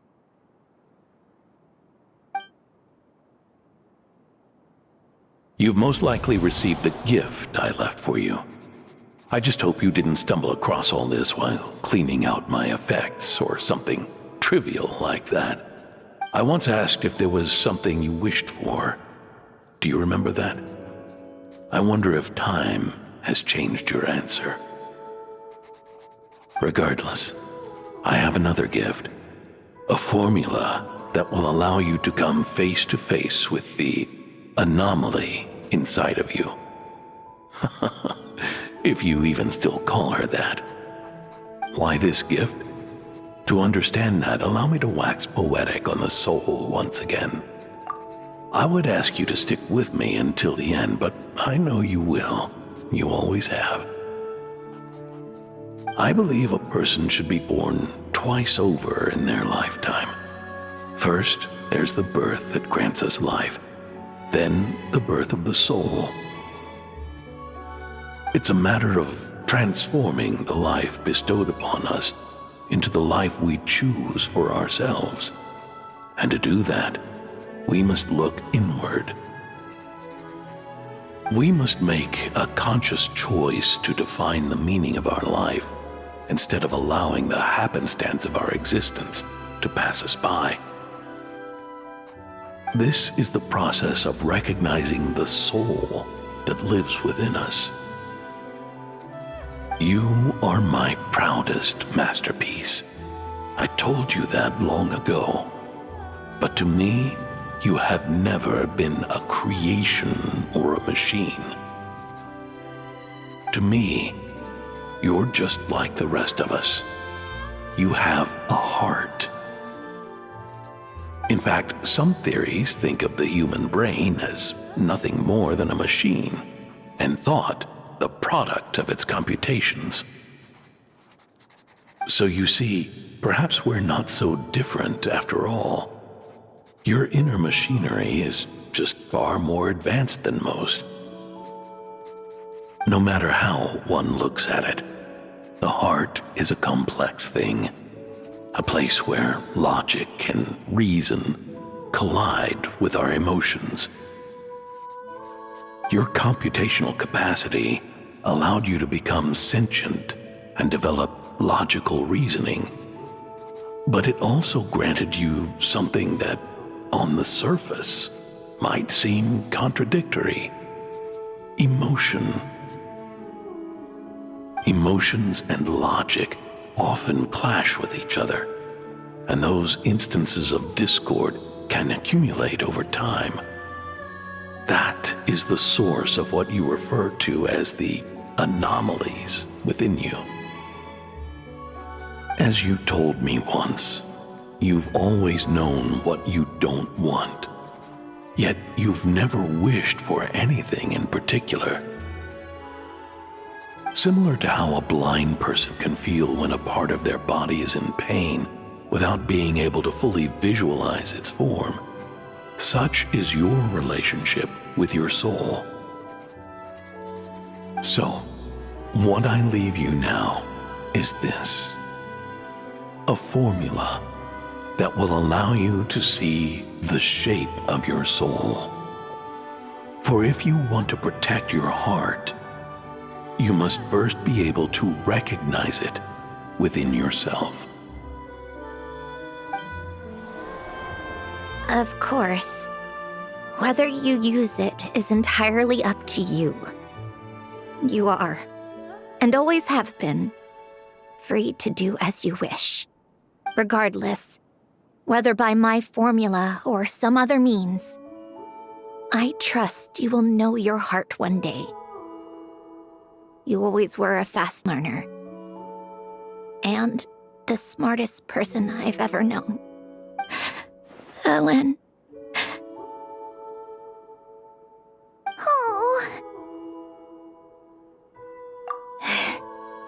I'm fine. I've already figured out how this formula works. Let's get out of here and then we can use it. You made up your mind already? You're gonna do it? Why wouldn't I? Resolving the anomalies within my core is the reason I came here in the first place. No, I can do this on my own. But, do you want to watch? What do you mean? I already know what anomaly I need to resolve. Like Ellen said, she's an amalgamation of all the times my logic algorithms have clashed with my emotions. And by resolve, you mean that literally, or...? Yes. But if you, let us in like that, wouldn't that mean letting us see a bunch of your, inner thoughts and secrets? If what Ellen said is true, then I'm about to be, born anew, or whatever. This is your chance to be lucky enough to witness it. Besides, you already read my whole diary. When it comes to keeping my innermost thoughts to myself, well, I think that ship has sailed. You're really sure about this? How many times do I have to say it? I finally let you in as, friends, and you want to question it. I'm not gonna offer a second time. Enough with the mushy stuff. Just follow me.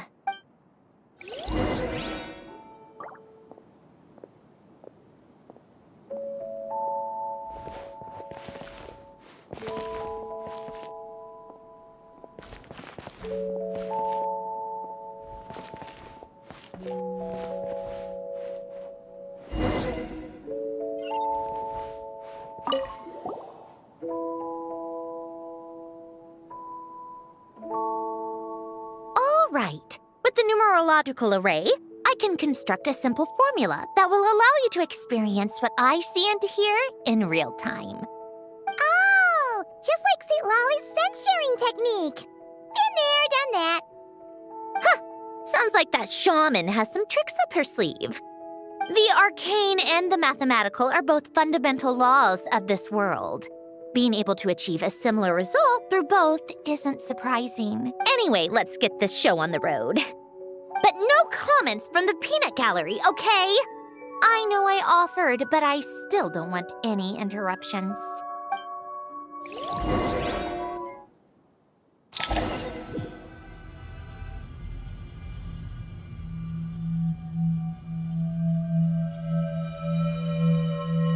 Is this my heart?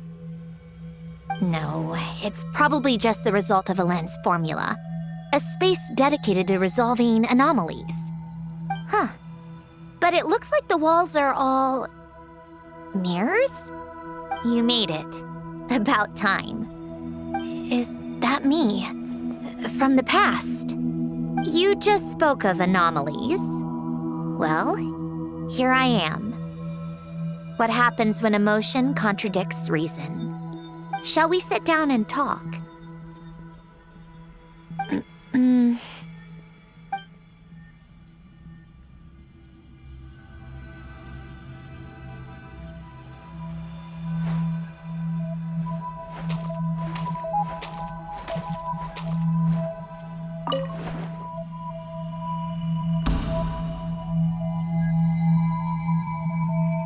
That should do it. Hello? My name is Alain Guillotin. Can you hear me? Brings back memories, doesn't it? The time we spent here. Here.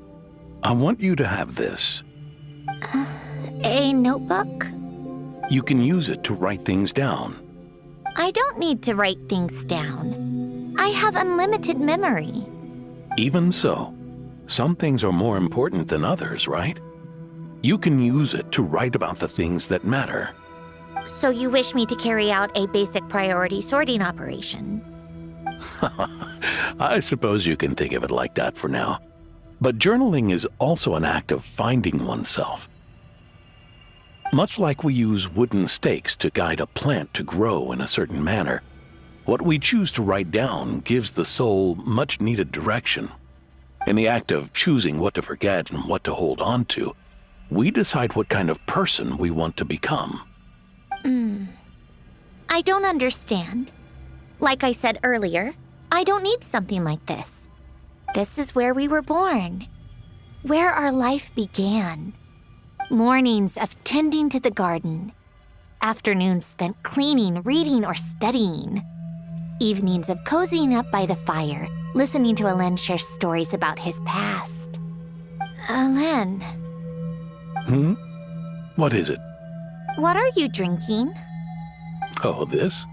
It's coffee. It, makes me more productive. I want to try it. Oh, okay. Here.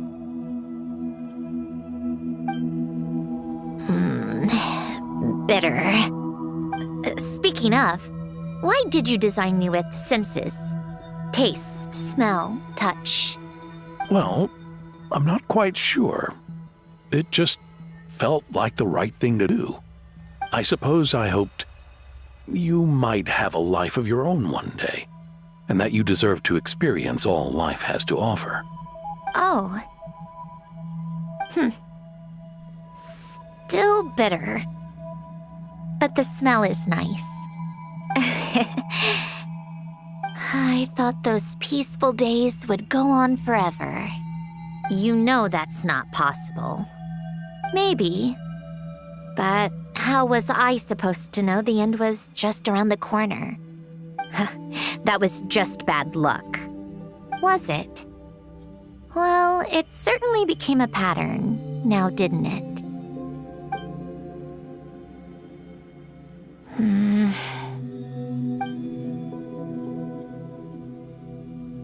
Over time, one of the habits we picked up from Alain was a love of coffee. We even took to hosting tea parties. A machine acting like a human. Kind of laughable, right? I suppose that's just what I'm used to. Yeah, that's just what we're used to. Hey, this place isn't half bad. Great spot for a party. More and more people seem to be showing up to my tea parties uninvited. Anyone care to explain? Can you blame me? I saw Columbina leading Capitano somewhere, and I had to see what that was about. I had simply asked Columbina where I might find Arlecchino. I have business to discuss with her, and Columbina suggested looking here. Tartaglia and I were unaware that this was a private gathering. Apologies for the intrusion. It won't be for long. Whatever. Just add it to the list of annoying things that have happened today. What's one more? Since you're here, you might as well stay for a cup of tea. See? Told you she wouldn't mind. Much obliged, Sandrone. Well, look who we have here. Good thing I brought extra desserts. This has turned into quite the occasion. Capitano, I was just about to go find you. Pardon the intrusion. Rest assured, I won't sully your gathering with talk of work. We can have our discussion later. Spoken like a true gentleman. A certain unmannered 11th seat could learn a thing or two. You know, you really should start being nicer to me, Rosaline. Or I might just snatch that 8th seat right out from under you. I'd like to see you try. If you're gonna fight, take it outside. The only mess I plan on cleaning up is tea-related. I still don't understand how our quiet afternoon turned into such a crowded gathering. One by one, people just kept barging in. And then, one by one, they left without a word. Yeah, pretty annoying, huh?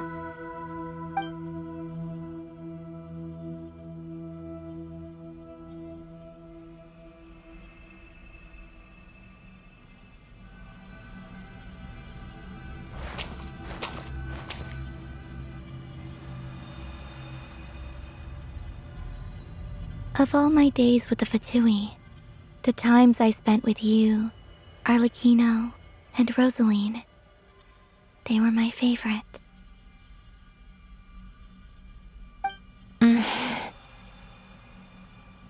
Goodbye, Sandrone.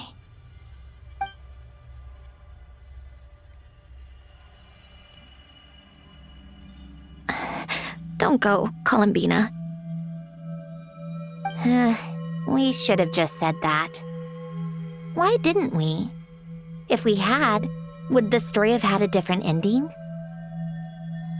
She couldn't stay.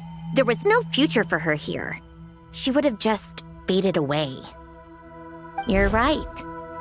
I suppose that's why you call me an anomaly. Every time you make a decision, there's a voice inside your heart. My voice, asking to contradict all logic and reason. Why didn't we make her stay? Is it worse to fight for something just to lose it? Or not to have fought at all? Don't you find it unfair? One by one, we keep losing the things we care about the most. But in the end, whether I want to fight for something or cry over all we've lost, you just push it down and pretend not to hear.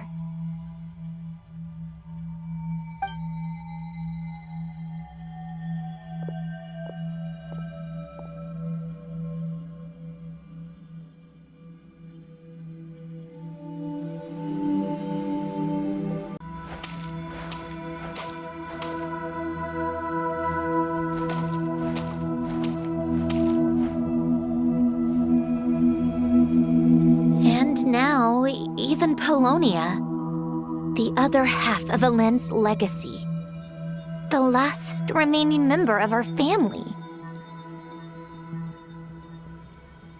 Even Polonia is no longer with us. I did everything I could. But it's just like Alen always said. Polonia was one of a kind. There was no replicating what he managed to create. Don't you feel like our connection to the past is fading bit by bit? Like, even the things we have left are slowly slipping away. I suppose. But you can't move through life without having to say goodbye. And even as we experience loss, there are always new things to be gained. Ever so logical. What's your take, then? It feels like the more I care about something, the faster the world takes it away.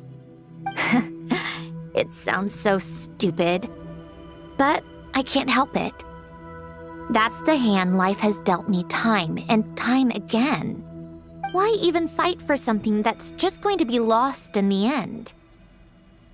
Better to never have had it at all. Better if it would all just disappear. Dark, I know. But the heart wants what it wants. Maybe the stellar linchpin appeared because of me.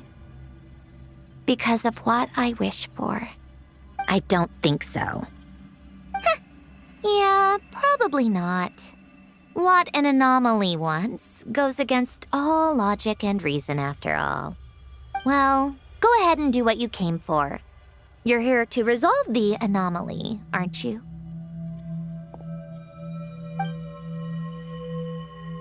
Yes. What's it gonna be? Keeping me imprisoned here like before? Or eliminating me entirely, like debugging a code?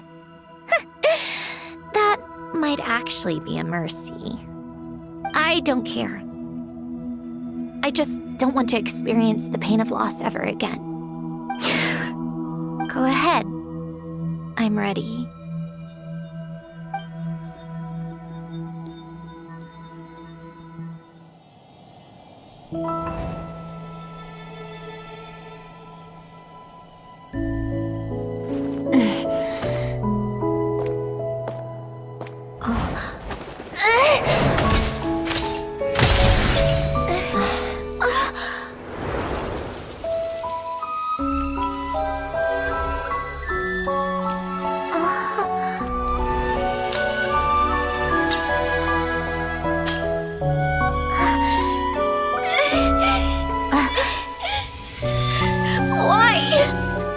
Why do we keep losing everything we care about? I know it hurts, but that's life. I wish... I know. I've always known. Because we've been one all along.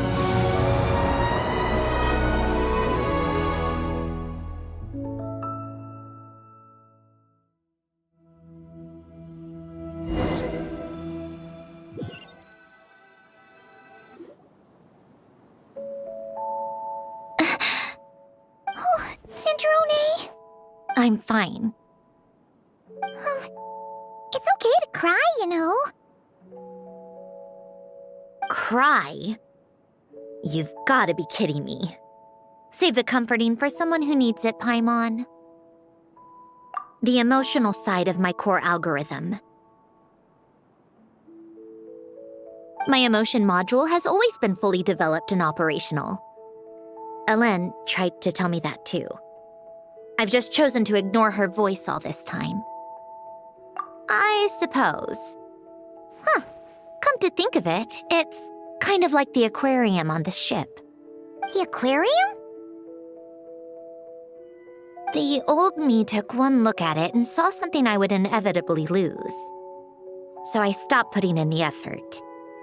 Then, one by one, the fish all swam away, and the place became even more bleak and depressing. Pretty pathetic, right? Don't say that. A lot of people would feel the same. It just shows how much you care about what you have. Now? After seeing what you've done with the aquarium, I have to admit. I think it's beautiful. It's like you said, we get to keep the things we gain along the way. And those are things that can never be replaced, because we choose to hold them in our hearts. Well said! Besides, I've already died once. I'd be stupid not to make the most of this second chance. Right! Earlier you, or your inner self, mentioned something about her wish. What was it? You think that's something you can just ask, and I'll tell you. Think again. I may have accepted my emotional self, but I'm not about to go all soft and mushy on the inside and pour my heart out. That said, taking a step in the right direction couldn't hurt. Starting with cleaning some old aquarium tanks of my own. Huh? Metaphorically speaking, I mean. Come on, let's head back to the ship. I need to talk to that shaman.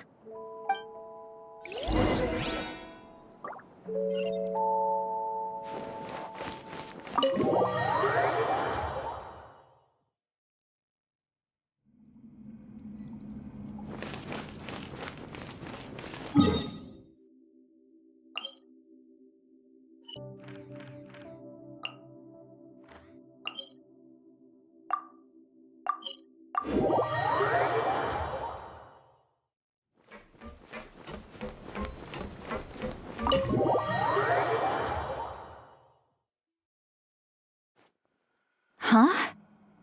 Resentful lost souls? You couldn't get comfortable sleeping near the Opera Epicles, right? Well, I bet that's why. The Fountain of Lucine is where all the water in Fontaine gathers. So that's where the emotions within the water converge as well. Hold on. If it's souls we're dealing with, feeling uncomfortable should have been just the beginning. I should have been able to hear their voices or something. And under normal circumstances, I'm sure someone of your talents would have. The problem is, these souls are no longer complete. Remind me how they ended up like that again? You mentioned something about them being split apart? Yes, it's called soul severing. Renee of the Narcitzenkreuz Ordo came up with it. After learning of Fontaine's impending doom, Renee thought if he could find a means for the soul to live on in perpetuity, it might ensure the world's salvation. Soul severing was the first step of his research. Unfortunately, his theory of the four orthants was imperfect at the time, and a failure along the way caused his physical form to dissipate. Jakob, another member of the Narcitzenkreuz Ordo, sought to carry on Renee's legacy and restore his physical form. He even used some of the people who stood in his way as test subjects for his research. By severing their souls? Yes. After Renee successfully awakened, the two continued their research, and all the severed souls ended up merging into Renee's consciousness. After you saved Fontaine by turning Fontainians into true humans, these souls returned to the ley lines. But the souls severed before Renee awakened had nowhere to go, doomed to forever wander the waters of Fontaine as listless spirits. Almost as if they exist outside the bounds of this world. Unrecognized by the ley lines or fate. No wonder I couldn't sense them.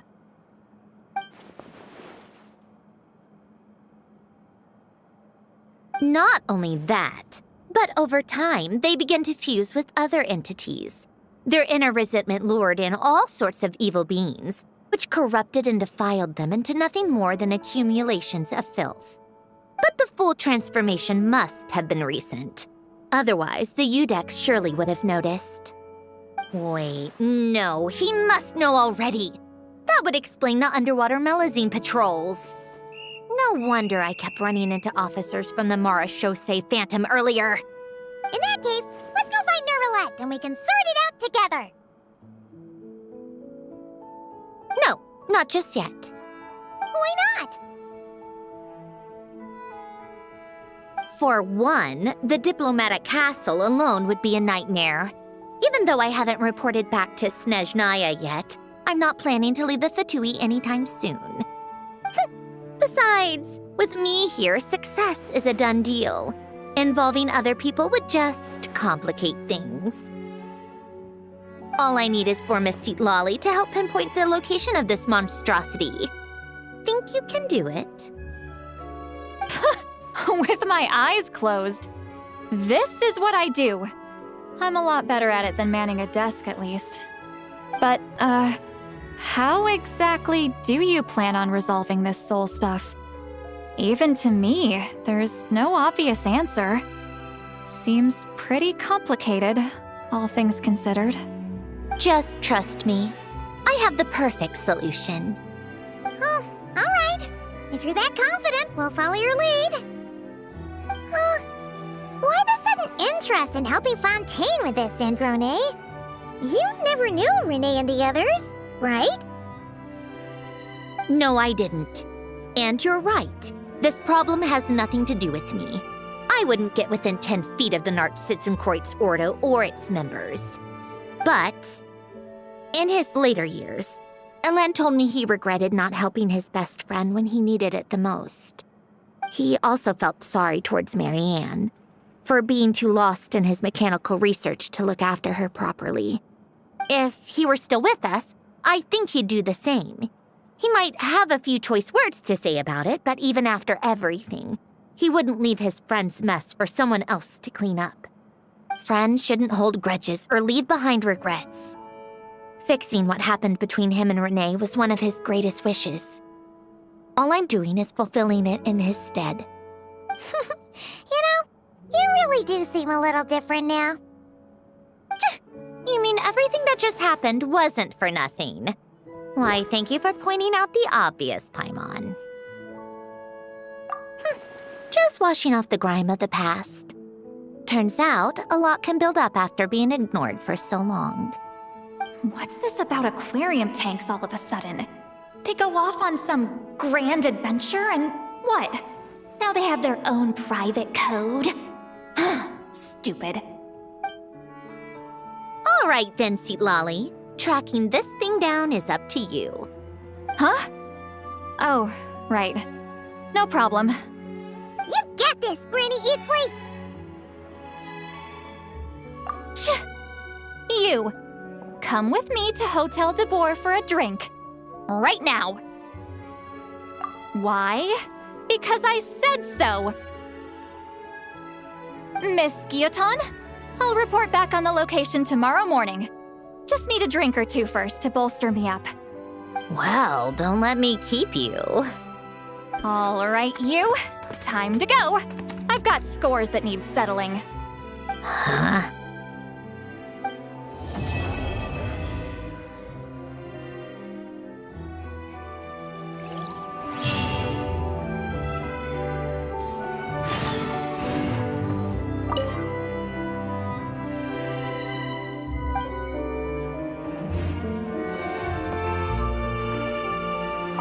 Listless, abandoned souls. An accumulation of resentment and filth.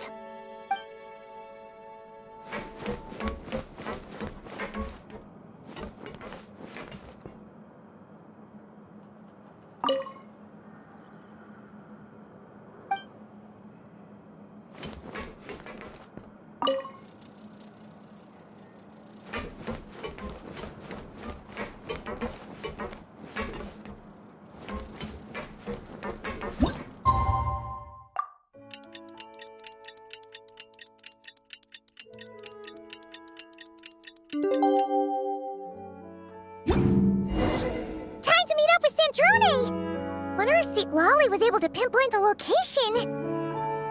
Well, we should know soon. Let's just hope it all works out.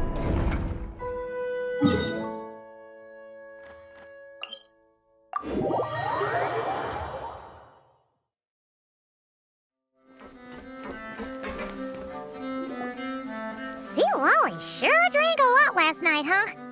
Wonder if she's even awake. Good morning. Ah! Columbina!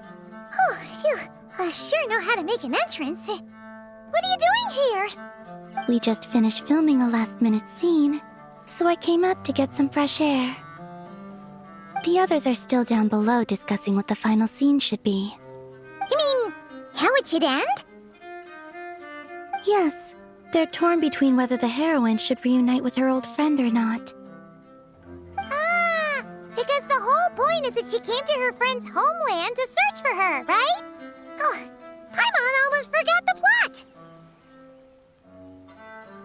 Yes. Director Furina and Miss Chiori think a tragic ending where the two never meet would be more poignant. But Director Xavier thinks having the two reunite would make for a more touching and heartwarming ending. Me? I'm not sure.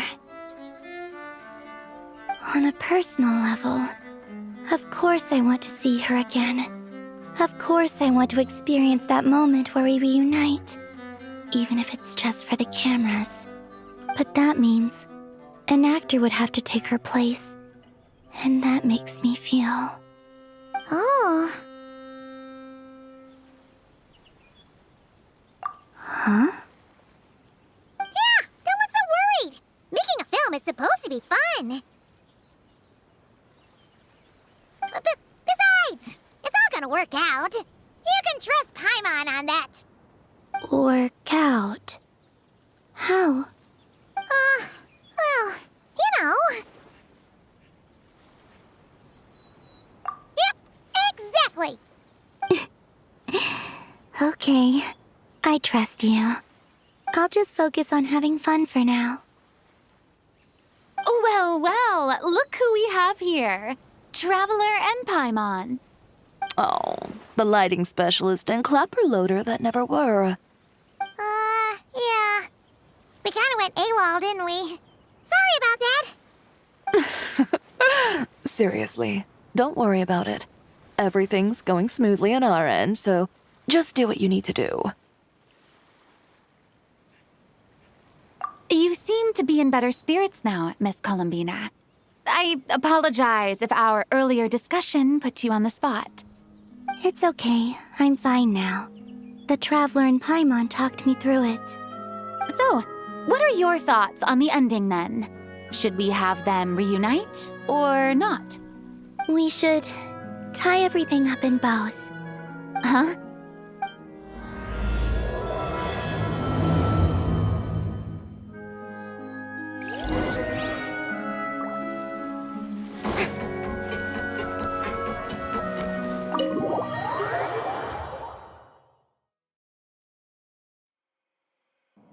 Citlali! We're here!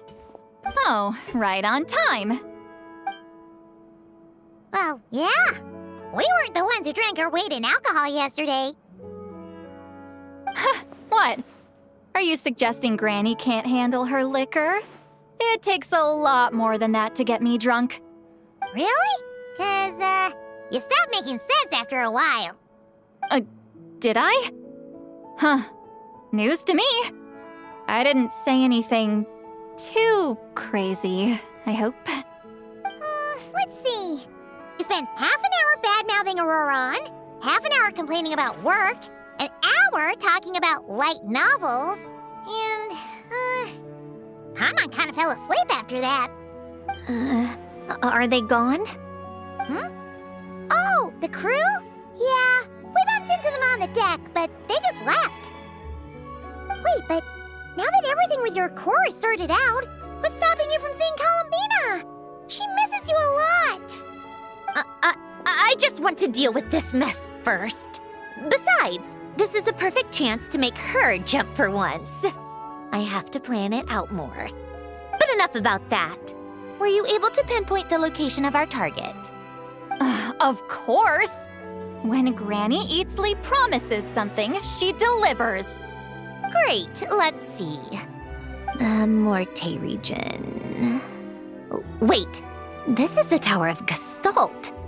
The place the souls were severed. Is that the source of the resentment? Or is it the Narcissenkreuz Ordo in general? Let me come with. This thing's movement isn't fixed. If it's not at this location when we get there, I can use a ritual to summon it. You've already gone to more than enough trouble. I don't mind.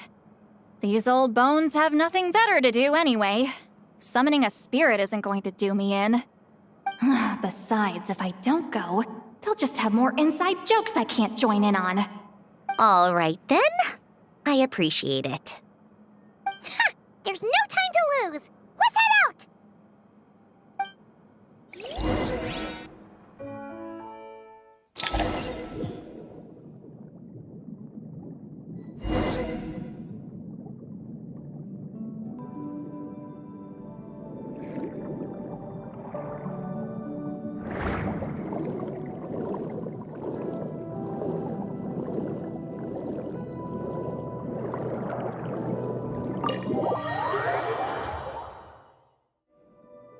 Huh, no sign of it so far.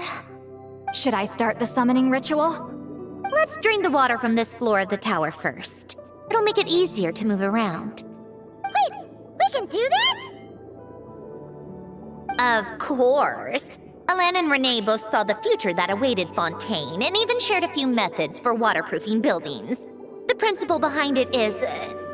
not important. Just unlock the mechanisms in the order I tell you.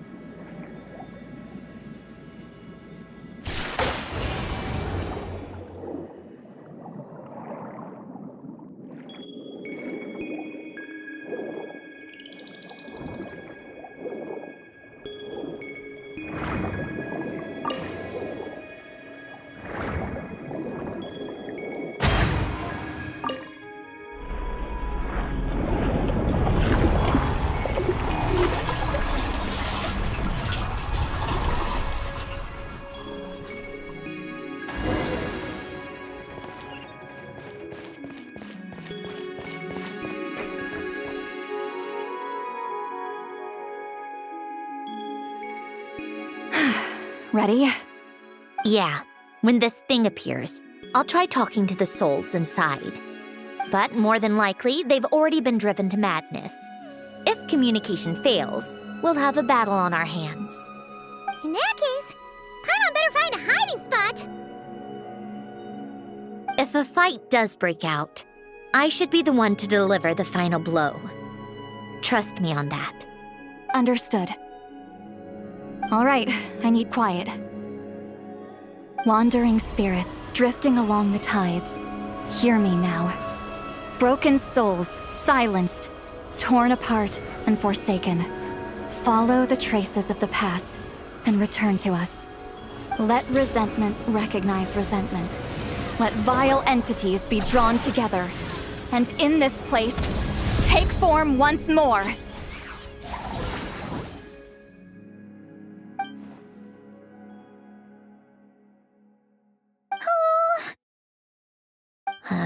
What now? Is that it?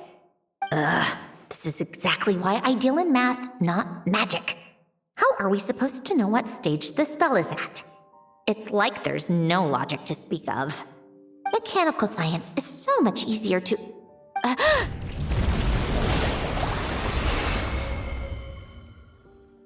Watch out!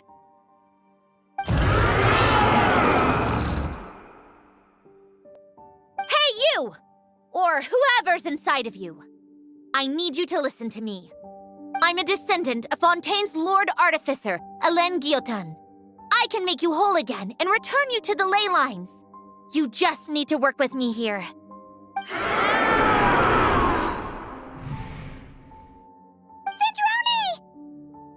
Sandrone! Looks like talking this out is off the table. All right, plan B. Time to blow off some steam.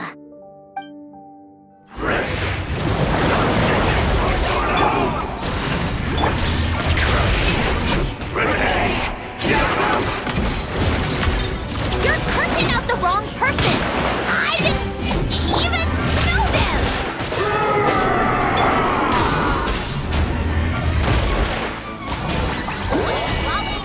Papa, get him! Come on, keep up. A spot of tea time entertainment. Take a break. How tiresome. Take this! Thunderclap! Come on, keep up.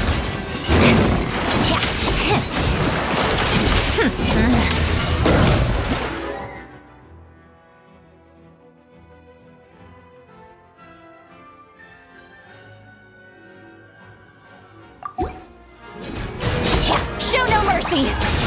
You two! Time to end! Let's test my hypothesis.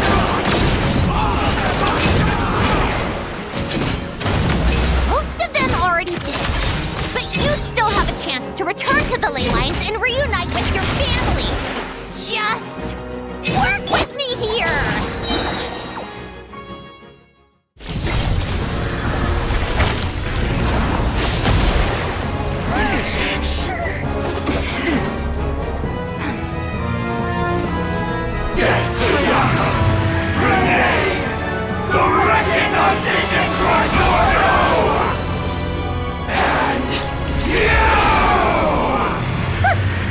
I told you I'm not like them.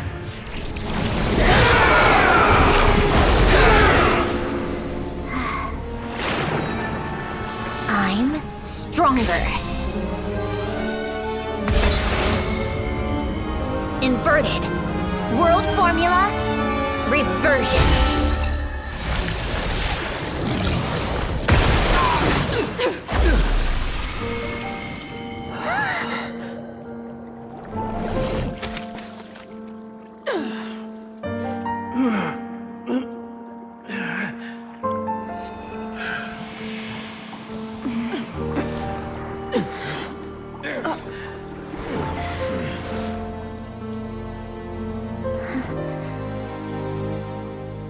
Be at peace among the tides.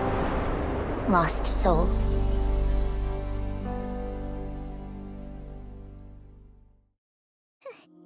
Is it over? Yep, told you it'd be a piece of cake. How did you do that back there? That creature was nothing special. Add a bunch of souls with nowhere to go, a touch of malicious energy, a few impurities, and a whole lot of resentment, and that's what you get. All I did was separate the original souls from the rest of the filth, allowing them to be accepted by the current rules of the world. The principle behind the world formula is divergence. Starting from a point of origin, it deconstructs and reconstructs the possibilities of the world to find certain answers. So, it would follow that reverse calculating the world formula allows us to achieve convergence and restoration instead. Using a numerological array, I was able to do just that. It's similar to the concept of homological reduction in mathematics. I reduced them to the basic fundamental essence of their being without changing their underlying nature. That meant... never mind. Judging by all the blank stares, I'm guessing you don't actually care. I think I finally understand how Outlanders feel when I ramble on about shaman stuff. Point is, it was super impressive! You really are amazing, Sandrone! You're just realizing that now?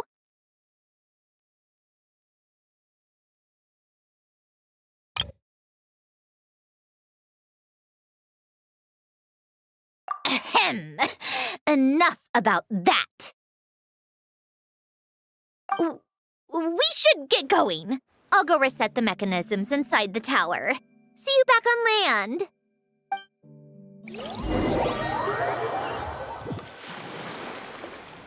Well, that's one old mess for the books. Glad to have that over and done with. Feels nice to do a good deed every once in a while. You helped everyone out a bunch in Not Cry, too. Kinda seems like like you're just a good person at heart. I wouldn't be so sure. I'll be heading back to the Fatui soon enough. You two are too trusting sometimes. Fine. Just don't say I didn't warn you when it comes back to bite you. Well, where to next? Back to the ship? Yeah, your personal business, the Narcitzenkreuz thing, it's all resolved. That means you can see the people that need seeing now, right, Sandrone? Oh, everyone's gonna be so happy you're back! You wouldn't catch me dead admitting to this before, but... yeah, I really have missed everyone. Columbina's a special case, though. This time, I'm definitely getting her back for all her annoying antics over the years.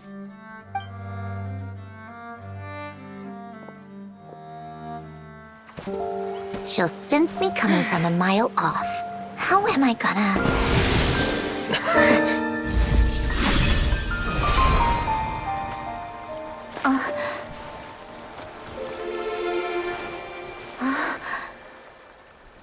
Sandrone? Is it really you? You're back? You didn't tell me. You avoided me. Why?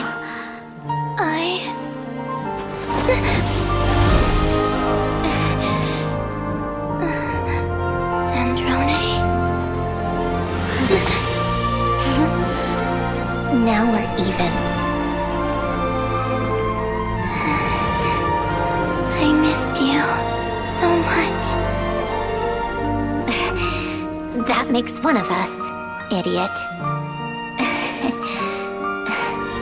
I'm here, Columbina.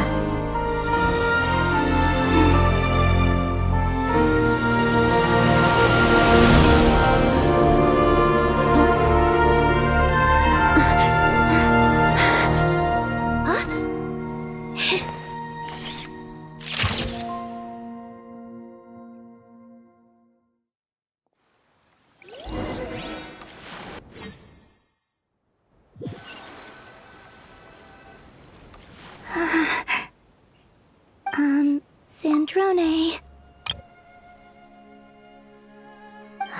Don't ruin the moment. Or I'll start thinking about how you teleported me to a random location after I explicitly told you to stop doing that. And scene! Bravo! Bravo! We got it! This is exactly the ending I was hoping for.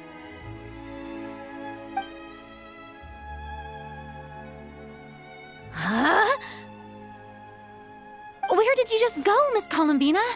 You vanished, and then the next second you were back hugging this, new friend here. That was all on camera? Yeah. Well, the camera was already rolling and it happened so fast, so yeah. Hold on. This must be... Yep, my best friend. The one I was looking for. I never thought I'd actually get to see her again. I'm just... so happy.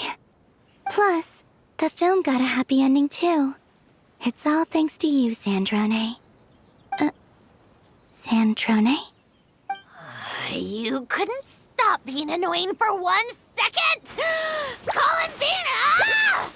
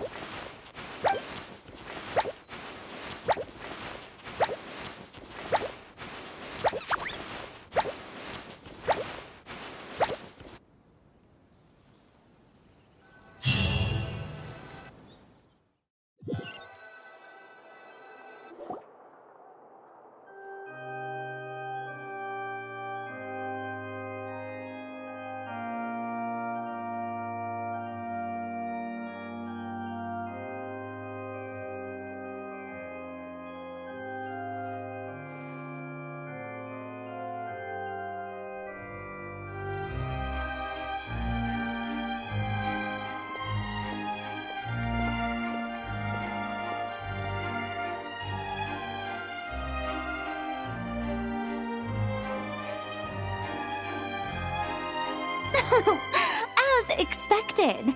Going to the opera house is the true way to enjoy a film. You get to see the audience's reaction in real time, too. The ending seemed to be received quite well. Paimon can't believe you let us include that in the final cut, Sandrone! You even agreed to help us reshoot a couple of shots. Thanks a million. Most of it was caught on camera already, so it's not like I had much of a choice. Besides, the film I'm in is going to be anything less than perfect.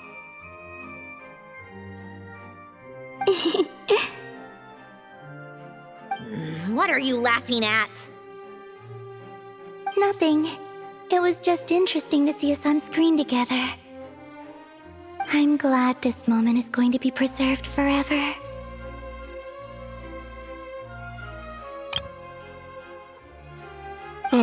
Just a pity we didn't take home the Furina award this time around. Well, artistic films can rarely compete with commercial ones. You should have prepared yourself for this the minute you changed the script. True. Oh, did I hear someone mention the Furina Award? Come on, don't gloat. I won't. Our crew winning the Furina Award was a team effort after all. Costume design, script adaptation. Ooh, and the practical effects were so realistic. The flames and explosions even made me jump while we were filming. A lot of the effects were based on actual items the Special Patrol confiscated from criminals. Who knew they'd serve another purpose, right? But it turned out amazing! Really brought the thrilling scenes from the novel to life. Fontaine's film industry is seriously impressive. Which film did you vote for, citlali? Isn't it obvious? Great Detective Herlock, of course! That's the whole reason I'm here! You all should be proud, though. A lot of critics are saying really good things about your film, too. Longing and loss, searching for something even after it's gone. It's a film that makes you think about life and how important it is to explore those themes. Well, that is what the art of storytelling is for. Watching a film with friends is so much fun! There's so much to talk about! Ooh, let's throw a celebration later then!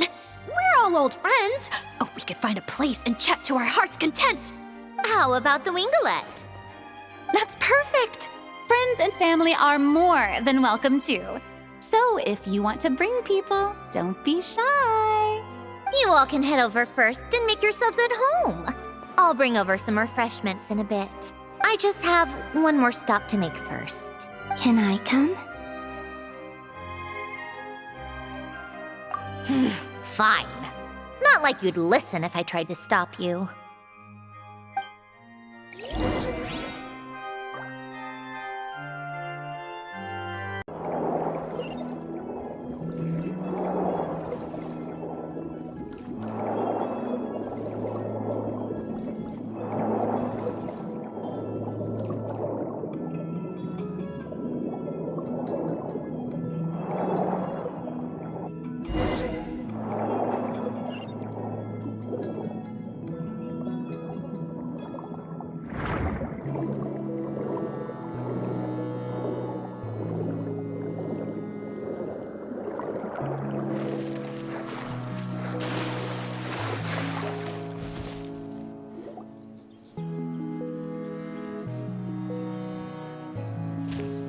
Wait, is this? Yes. Here lies Lord Artificer, Elaine Gaeltan. This is his grave. Oh. I'm sorry, Ellen. I'm sorry this is the first time I've been back since leaving Fontaine. I should have come to see you more often. I got your gift.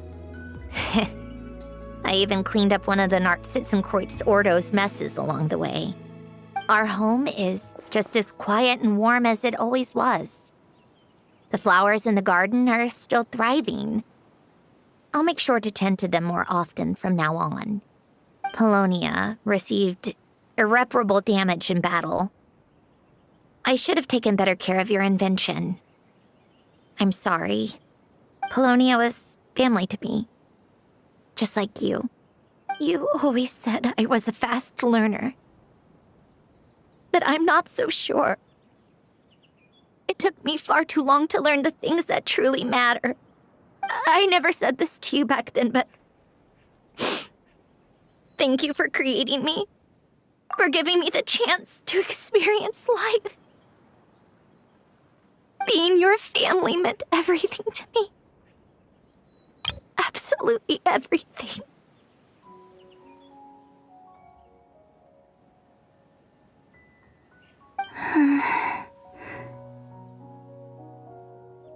Can I say a few words as well, Sandrone? Don't need my permission. Hello, Mr. Guillotin. I'm Sandrone's friend. You don't need to worry. Sandrone is doing great. Not only is she a brilliant scholar, she's made a whole bunch of friends, too. And she takes great care of them. As if. She'll never admit it, but she's always there when her friends need it the most. I wouldn't even be here without her. So, if she ever needs help, her friends will be there in a heartbeat, including me. That's what best friends are for. Columbina. What else? Oh, she likes drinking bitter coffee, listening to piano music when she can't sleep. Turns out she even likes giving hugs. No, wait! Don't tell him all that! Huh? I don't understand. I didn't think you'd want to hide things from him. Well, yeah, but there are still things I don't want to say. Okay. I'll come by myself and tell him for you then. That's not what I meant! All right. Enough with the speeches. If no one has anything else to add, let's just leave it there. Should we say a few words too? Kinda seems like Columbina said it all. Oh, great idea!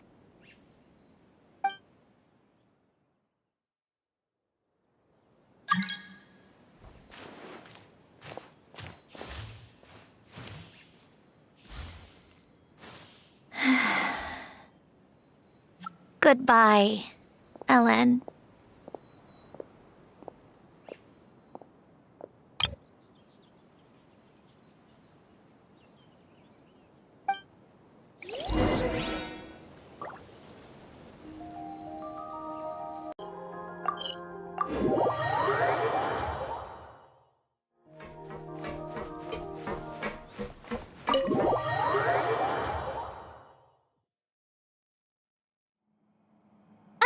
You made it! The party's already started. Oh, but, you didn't bring anyone else along? I thought you headed out to invite some friends. We did invite a friend, actually. She'll be here soon. She's even bringing some desserts to have over tea. You should join us later, Miss Furina. I do love a tea party. Then don't mind if I do. This seems like a fun occasion. Let's go talk with everyone. Good idea! We'll introduce you to all our old friends.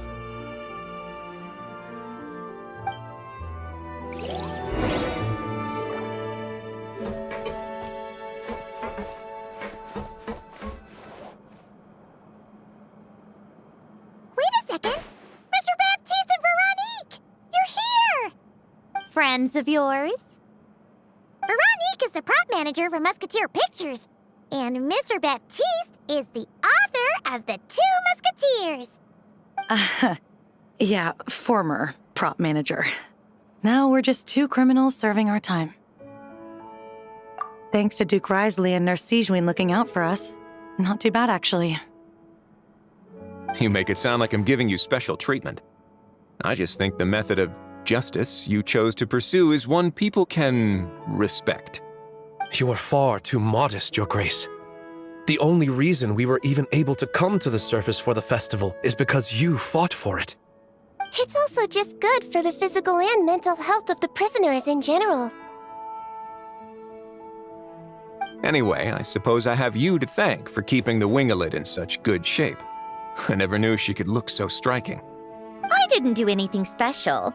It was mostly the Traveler and the others. Don't sell yourself short, Miss Guillotin. You are the current captain, after all. In light of that, I have to ask, do you mind if I leave up some of the installations so the people back at the fortress can also enjoy the aquarium? Huh? Like I said before, I just think it would be good for the inmates who clean and maintain the winglet to see their work put to good use. Besides, maintaining an aquarium is sure to be a lot more interesting than scrubbing rust off the walls and deck. Oh, of course I don't mind. I'm grateful you even want to keep it. Great. Then it's decided. That's amazing, Sandrone. We should go hang out at the Fortress of Meripede later, then. You do know you just invited me to hang out in prison, don't you?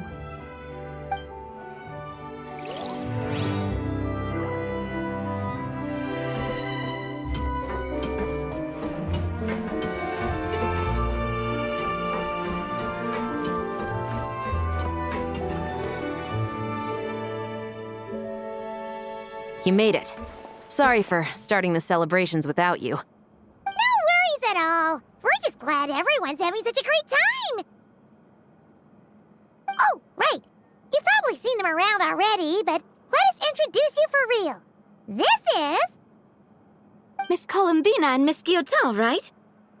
We saw the film you were in. It was so touching. Yep. This one started bawling her eyes out right next to me in the theater. I know. I didn't bring nearly enough tissues. Thanks. We saw your film, too. I memorized all your names. Oh, guess we can skip the introductions, then. Our effects were pretty over the top, right? Some of the extras in the big scenes were actual members of the Spina di Rosula. So basically, your contribution was creating realistic-looking chaos. That wasn't the only realistic aspect. Miss Chevres and Miss Emily were also kind enough to lend their expertise on criminal investigations and forensics. Oh, it was nothing. I was just honored to take part and help out. Wow! No wonder your film turned out so good. You basically had an expert in every field. Talk about a stacked crew. Oh, speaking of, want to join in on a round of tabletop troupe later, Miss Columbina and Miss Guillotin? I mean, what better place for a party than a party? Here we go again. That sounds interesting. Yes! Persuasion successful! What about you, Miss Guillotin? I guess one round couldn't hurt.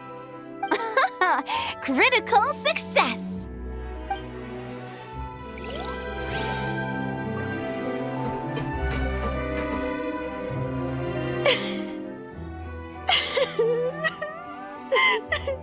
What a dream come true! For once, it all worked out! I can die without regrets! Let's not get too ahead of ourselves, Director Lapine Pauline. What was in that piece of cake you just handed her, Escoffier?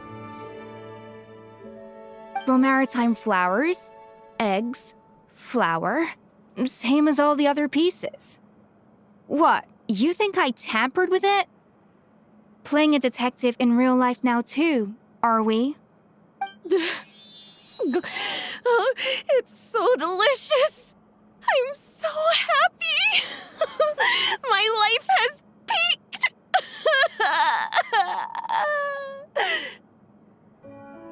Miss Lapine Pauline, look who I brought! Master! Wait, what happened to your face? Why are you crying? Never mind my face. Here, let me introduce you. This is Miss Charlotte and Miss Escoffier. Things are sounding lively over here. Oh, look who it is! Perfect timing! I was so busy with the shoot, I feel like we barely got to talk. Ah, and the elusive Miss Guillotin. It's great to see you. Thank you so much for letting us use the boat free of charge. That was so generous of you. Oh, right. Introductions. This is Miss Charlotte and Miss Escoffier. That's kind of you, but I didn't really do anything. If you want to thank someone, it should be the Duke or the people who keep the boat in such good shape. Right. I'll head over in a bit and do just that. Miss Columbina? Yes? Could I interview you sometime? I'll treat you to some gâteau de bord for the trouble. There's only a limited amount available each day. Oh, but it's an absolute must-try when you're in Fontaine. Oh, sure. Bold of you to use my own cake as a bribe right in front of me. You know what? When else are we all going to be together like this? Come on, everyone! Grab your drinks!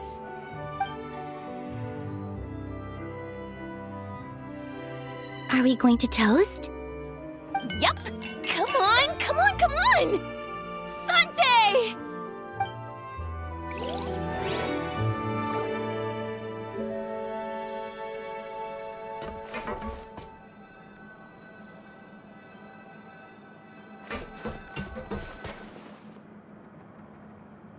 Granny Itzley, you're really not going to let us borrow these cute little stuffed toys for our magic show? First of all, citlali and Eats Papa are Chi-Chi meal. They have inauspicious stars sealed within them, and they're my helpers, not toys. But the Grin Malkin Cat and Boggle Cat box are Linny and Lynette's helpers. And they still make good partners on stage. Agreed. We've never had a Chi-Chi meal pop out of our hats before. It would be quite the surprise. I think the audience would love it. If this was the Masters of the Night Wind, these kids wouldn't have even had the guts to say my name, let alone pester me like this. I'm terrible at dealing with requests like this. Oh, Traveler, quick, save me! You think you're so funny. Lady Sandrone, Lady Columbina. Hello. Don't look at me like that. I don't have any mechanisms for you to break. Don't be fooled by my sister's demeanor, Lady Sandrone. She's just as delighted as the rest of us to have you back. Well, I suppose when I'm not so busy, I could find some time when Arlecchino is around and bring over a few gifts to the House of the Hearth. You're too kind, Lady Sandrone. I'm sure just your visit alone would make Father more than happy. I just need to borrow them for a bit. I'll pull them out of my hat, give them a quick hug, then give them straight back. When did hugging become a part of it? Oh! I could lend you Pear, so you have something to hug in the meantime. He gives really good hugs. I don't need something to hug in the meantime. The issue was never the hugs. How about this? You can have 2 VIP tickets right next to each other. Excellent view. Right next to each other?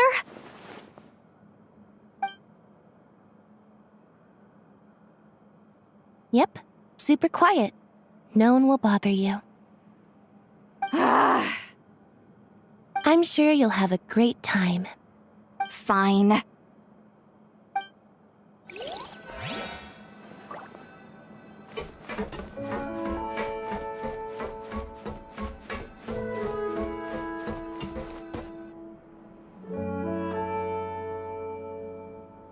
Neuvillette! You came to the celebration too! Yes. I can only hope my presence does not make anyone ill at ease. Who's this? All right! This is Neuvillette, the Eudex of Fontaine.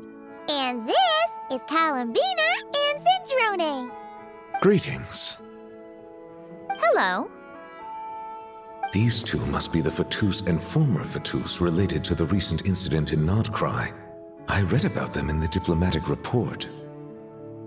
The Eudex? Oh, the dragon that cries a lot. Oh, well... Jeez, Columbina. That's your takeaway from all those Fatui meetings? Seriously? Is that truly how I'm portrayed in the Fatui's intelligence? You must put a lot of people in prison then. Well, it would be more accurate to say I pass judgment on their crimes. All trials in Fontaine strive for fairness and justice, so as to avoid imprisoning the innocent. So, only the people who deserve it get sent to prison.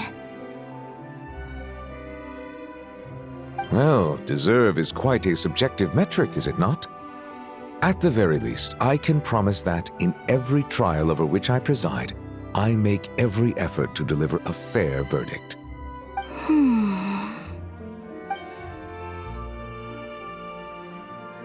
Yeah. Oh, for the love of... what is she doing now? You seem like a good dragon.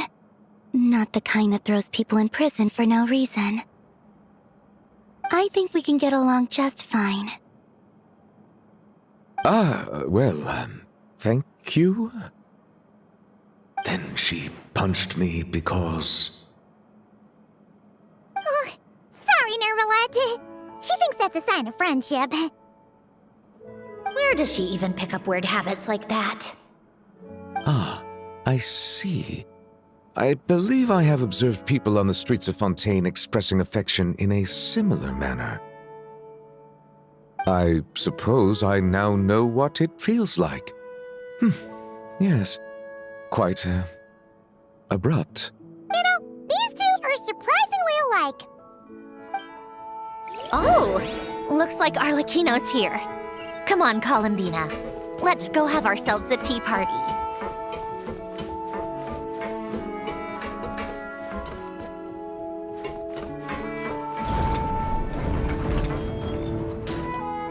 Well, it's been quite some time since the three of us gathered to drink tea like this. Yes, but your tea is as good as ever, Sandrone. Of course it is. The pastries you brought aren't half bad either, Arlecchino. I'm glad to hear it. Are they to your liking, Miss Furina? If I remember correctly, this particular cake is your favorite. Yes, thank you. The tea and pastries are absolutely delicious. I can't believe I'm casually sipping tea with 3 harbingers. Or are some of them former harbingers? Who knows? Due to diplomatic reasons at the time, our last tea party was rather tense. Wasn't it, Miss Furina? You have my apologies. But this is simply a casual gathering of close friends. So I do hope you can relax and enjoy yourself. Of course! I appreciate the hospitality, in both cases. Next time, let me be the one to treat all of you. I'm sure we'd all be delighted to have you join us more often. The same goes for you two. Of course we should do this again! We've all been through thick and thin together by this point. This is nice, Sandrone. It reminds me of the happy times back in Snezhnaya, when things were so lively. Yeah. To be honest, I never thought these gatherings would feel this lively ever again. Well, I think I speak for all of us when I say we're truly glad you're back, Sandrone. Me too. I've realized that holding on to what matters doesn't just mean protecting what you already have. By reaching out and striving for something new, you can gain much more than you think. No, that certainly doesn't sound like something the old you would say. Well, I'm only going to say it once, so don't get used to it. Who knows? Perhaps your tea parties will only get livelier from here on out. Once you return to the Fatui, we'll have more opportunities to keep in touch in any case. I want to spend more time together too. But I don't want to go back to the Fatui. Well, Notcry isn't too far from Snezhnograd. It shouldn't be hard to find a place where we can all get together. Oh, and then I can sing for you. Or put on some of your favorite music. Just like the old days. Speaking of music, I spotted a mechanical piano below deck. Is it yours, Miss Guillotin? Yes. Reclaimed, I suppose you could say.